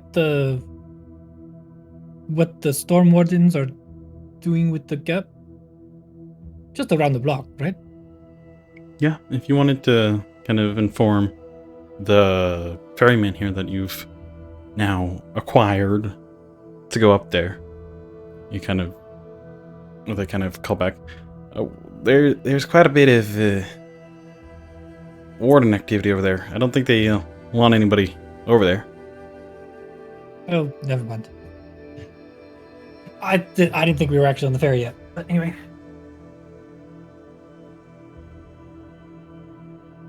It's fine. Wait, we don't need to go.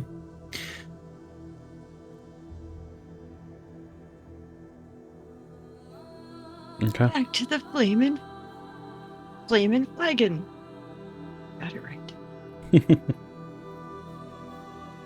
So, a couple 10, 15-ish minutes later, you arrive at the Flamin' Flagon, which is pretty rowdy currently.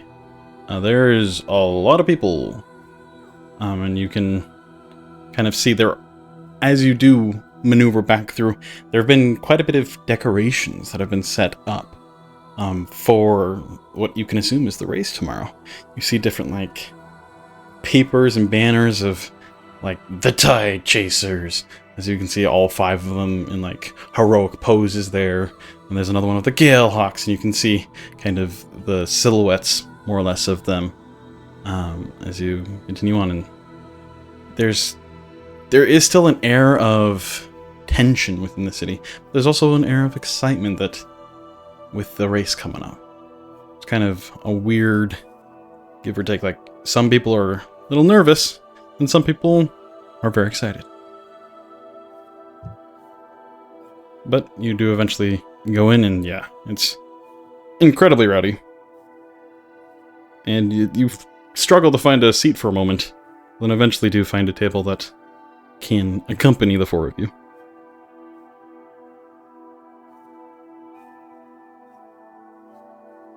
We need What one about the for captain? 5. 5. You could make it fit. It would be a little tight of a table, but I intend on giving Maldorwen some privacy when the captain shows up. He'll probably be soaking in the baths. Yes, that sounds really, really good right now. I think I will join you. And he's gonna... Lennon kind of walks over to the table too. Welcome in, folks. Busy night tonight. Food? Yes? No? Maybe so? Spicy Leviathan. Spicy. You got it? I will take 1 or 1. I don't know. You should probably like say 2 order of spicy Leviathan full size and 1 order of spicy Leviathan. But can you make half size? Sure. Kind of points over at Maldorwen. He needs more than bread. But then, as for drink, can I have I don't know. Bring me something that makes my head a little bubbly, but not big bubbly. No, I think today maybe I will try it. I think today calls for a bubbly head drink. Very fair. I would take some more of the Tylenol if you have any. Tylenol. Right. Okay. The medicinal tea I got, like, this morning. Sorry. I see. Okay. We do have some of that, yes. I guess I'll just have Leviathan, but just well seasoned, not so much spicy. You got it? Alright. Can I have one of your ciders? I would like Cinder to try cider? that tonight. Yes. You got it. Any drink for you? Kind of looking towards Rhukkarrak. Just a glass of water will be fine. Very well. We should probably order drink for the captain. What do you think they would like to drink? I don't know. Does the captain, from the Downward Sentinels, does she drink here occasionally? And if so, what does she drink? And can we get one of those? Every once in a while. I'll just bring us into ale. Probably be fine with that. It's pretty popular.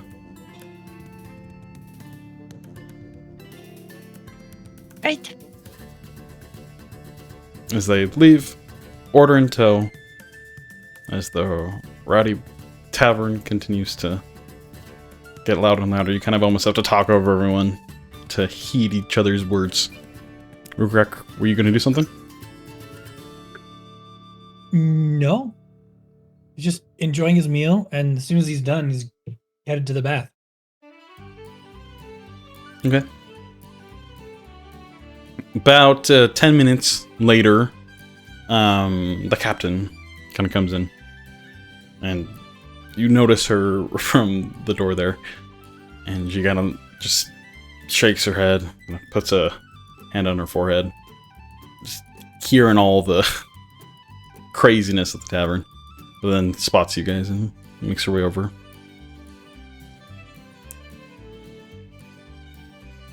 This place is quite busy. Kind of pulls a Boat chair out. races. Yes. I ordered you spicy Leviathan. I hope that's okay. Gives a little nod. Sure. We have the hot sauce if you want to make hotter as well, baby. Probably just have it how it is.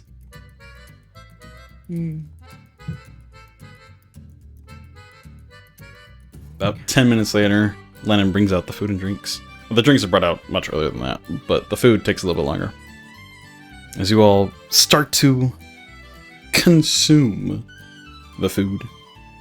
Nice and delicious. It definitely fills your aching stomachs here. From a long day of adventuring outside of Elendor. You get a little bit of respite here. As it's very spicy still. The same dish you had the first night you arrived. Doused in hot sauce.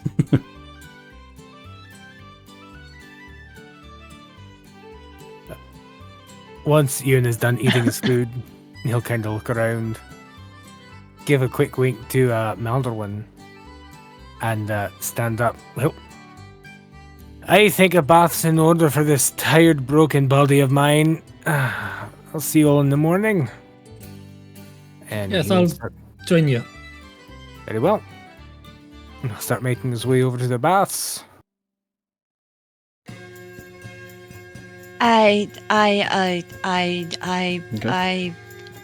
She picks up her drink.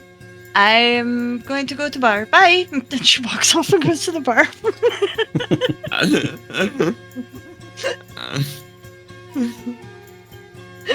As the captain kind of just continuing to finish up her food as well. Kind of looks up to you, Maldorwen. So, what did you want to talk about?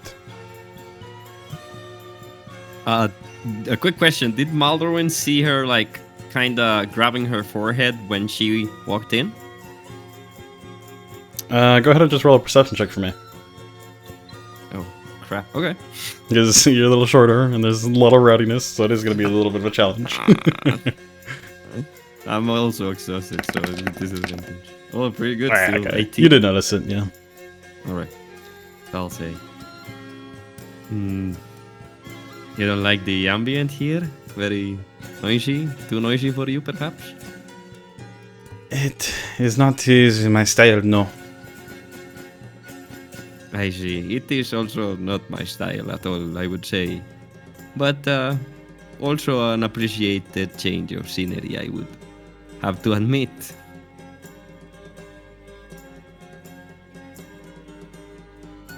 So, like a Thursday gnome in Elendor. You don't get a lot of your kind.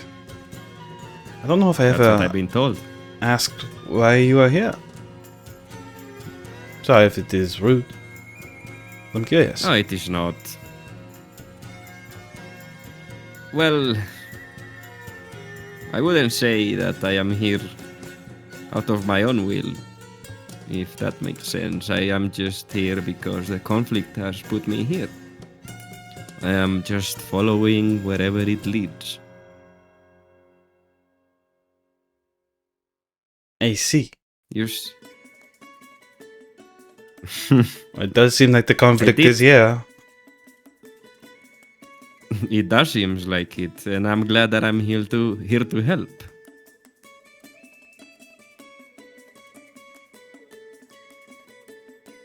You see,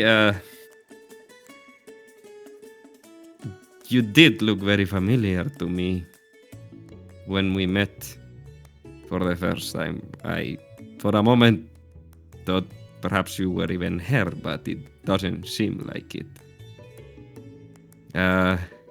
But you did say that you have fought before. You fought the Khazdurim? I did.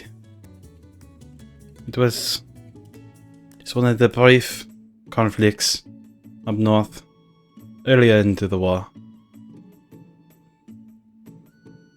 You were sent from here, right? You're from Arlitus, from Elendor? Not originally, no. I hail from Vatari. Oh, you're from the capital. I see. At least that's where I was born. I spent a large portion of my life here now, though. Then why are you here if you don't mind me asking? Well, after the war, wanted to do something to help. Join the Sentinels. They sent me across Avatar here and there. Eventually, I made my way down here, and they offered me the position as a captain. And I thought I could do more help from that position. It's been a good job. Perhaps. I do miss the wilds, though. The wild, you say? Interesting. It is just too much paperwork. I see. Well, it seems like perhaps we're not too different, you and I. Both wishing to be elsewhere. But the conflict has its ways, hasn't it? Where do you wish to be? Right now, perhaps in my room. If you want a more quiet place to talk, I wouldn't mind going up. Kinda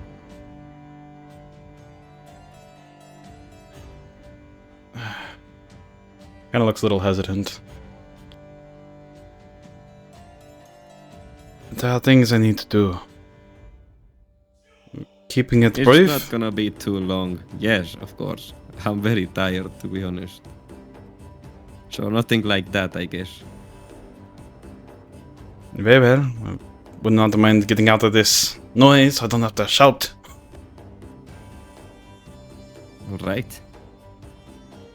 I'll show her to my room. And Okay. when we get there, like, she'll probably realize that, like, his possessions are very sparse. And he kind of keeps everything very neat and organized, ready to go. But there's parchment on the table, you know, ink, quill, perhaps some maps there. And he will kind of sit near where the window is and, like, gesture towards her. So she, you know, sits near there. And he's just gonna look up and say,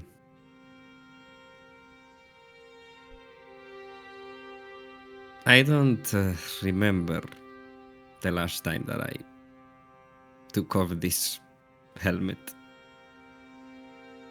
I don't even remember how I look like. Today, when I was coming back to the city, looking over the board of the ship at the water, I realized that I don't remember my own face.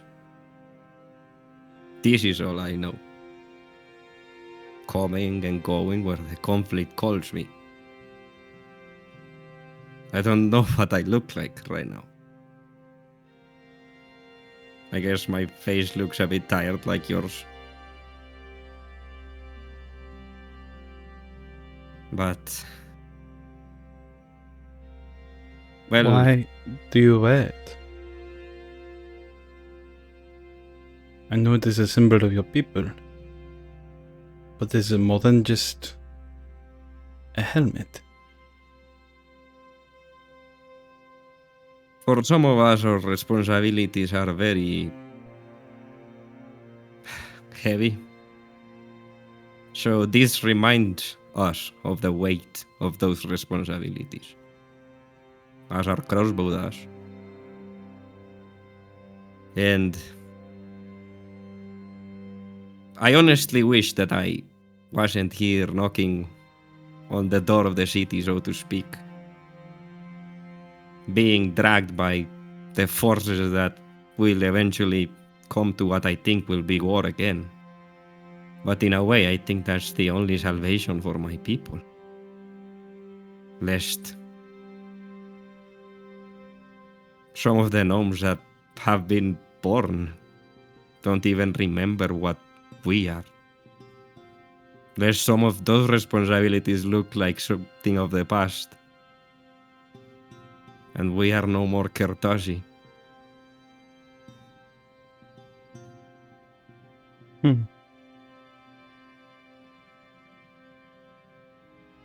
Why do you look so tired, Captain? What about the city has you so exhausted? Other than the tide winds and the stress coming, of course.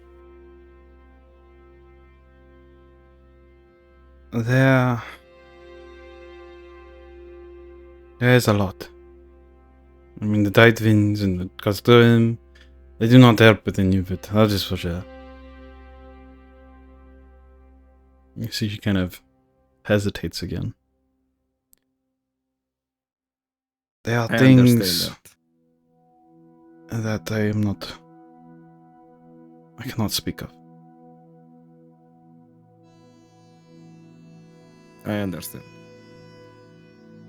And I don't want to push you either. I wish that perhaps we get to speak again when things have passed, and perhaps you can let your guard down, and so can I.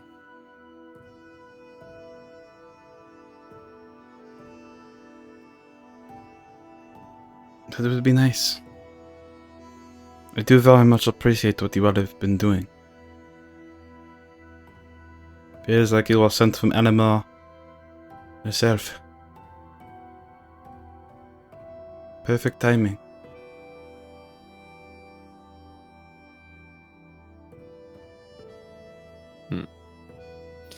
Well, I will try to keep and just assist you as much as I can.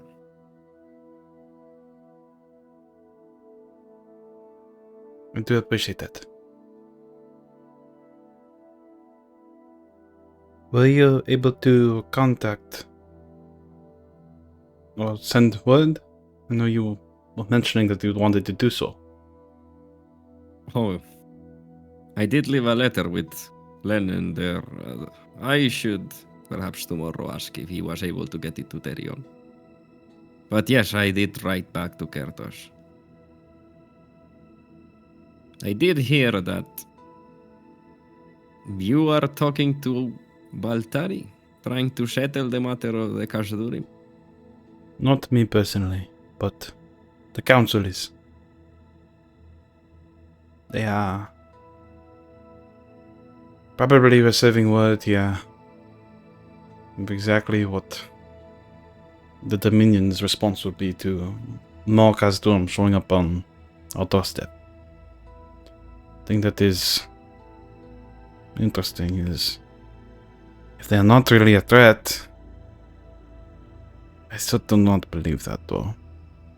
If they're not, it would make sense that they wouldn't come here with so few numbers and show an aggressive side. That would just be stupid. We have the army, we have the warriors, and enough wardens to fend off an attack like that. You'd think if they did want to show their force like that, we would come with a big army. I wonder if this is Perhaps just they are not showing their force. That's why they want to put up a facade. Who knows?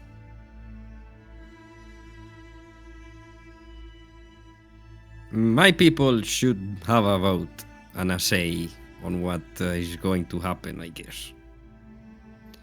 That's why I sent a letter back. And I know that the members of the Vatari Council do appreciate and respect your people. I'm sure they would be included. it is mostly something that has to do with trading with your people going forward. You will understand that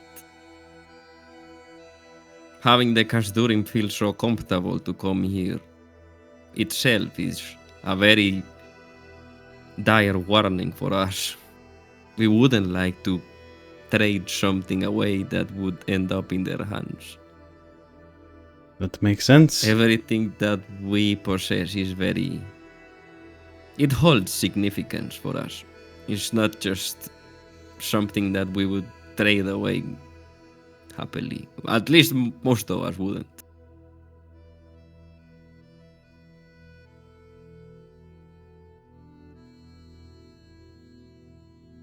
But anyway, Captain, I guess I've already taken enough of your time. Yes, you look exhausted. Maybe as much as I am. Get some rest. Tomorrow is going to bring something forth. Hopefully Do we you can all care just... for the regatta at all? It is enjoyable. It's exciting. But there's just so much on my mind, I don't know if I can properly enjoy it.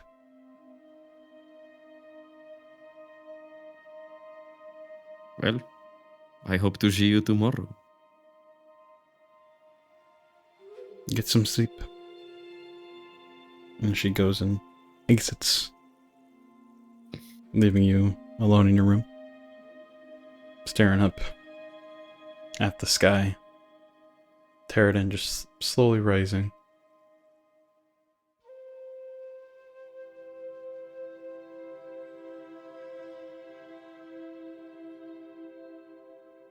As Rhukkarrak and Euan go and get a nice, soothing bath in the Celestial Springs bathhouse. You then return. Asja finishes up probably another portion of Leviathan. Yeah, she's gonna go to the bar, but she's gonna get another portion. But she's also going to, because people are here for the boat races, she's going to kind of ask questions about the different teams, like, you know, who's the captains of each team, who's the this, and so she's gonna kind of spend her time also kind of trying to gather some information on the teams. Okay, just go ahead and roll an investigation for me. Please, dice, just once tonight. 11. 11's not bad. It's I know. not amazing, but not bad. It's not a 5. That's true. You pick up more of similar what Seth was telling you. The Tide Chasers are very kind of, everyone's like, yeah, they're the deal, right? Everybody kind of looks up to them, but there are some people who think, oh, they're overrated or whatnot, and they're hoping that the Galehawks win this year. And the Galehawks are very, they definitely have the speed advantage when it comes to the two teams. We'll say with an 11, you pick up on the Galehawks Leora, or the Storm Heart, is what the captain of the Galehawks crew. You can pick up on that as you kind of chatter with a couple people. Okay. And it's not just those two teams either. There's several other teams, but those are like the two main, like, teams. And almost everyone you talk to is either rooting for one of those two. Perfect. Excellent. But as Euan and Rhukkarrak return, I see you eventually give in to the exhaustion from the day's travels. You all return to your bedding and rest the night away. And that is where we will pick up next week, as it will be the 30th of Verdandis, and it will be the Stone Hollow Regatta. Oh, snappers! We will be picking up in 2 weeks, not next week. That's right. 2 weeks Nobody from tune now. in next week because it's Thanksgiving next week. I mean, you Yep. can still tune Yes, in. yes. We just won't be here. Exactly. So we suggested you could go to YouTube and watch the replays. There you go. Exactly. Catch up. Exactly. A great time to catch up, see what you missed, laugh at Rhukkarrak's bad rolls, and be ready in 2 weeks. Shots fired.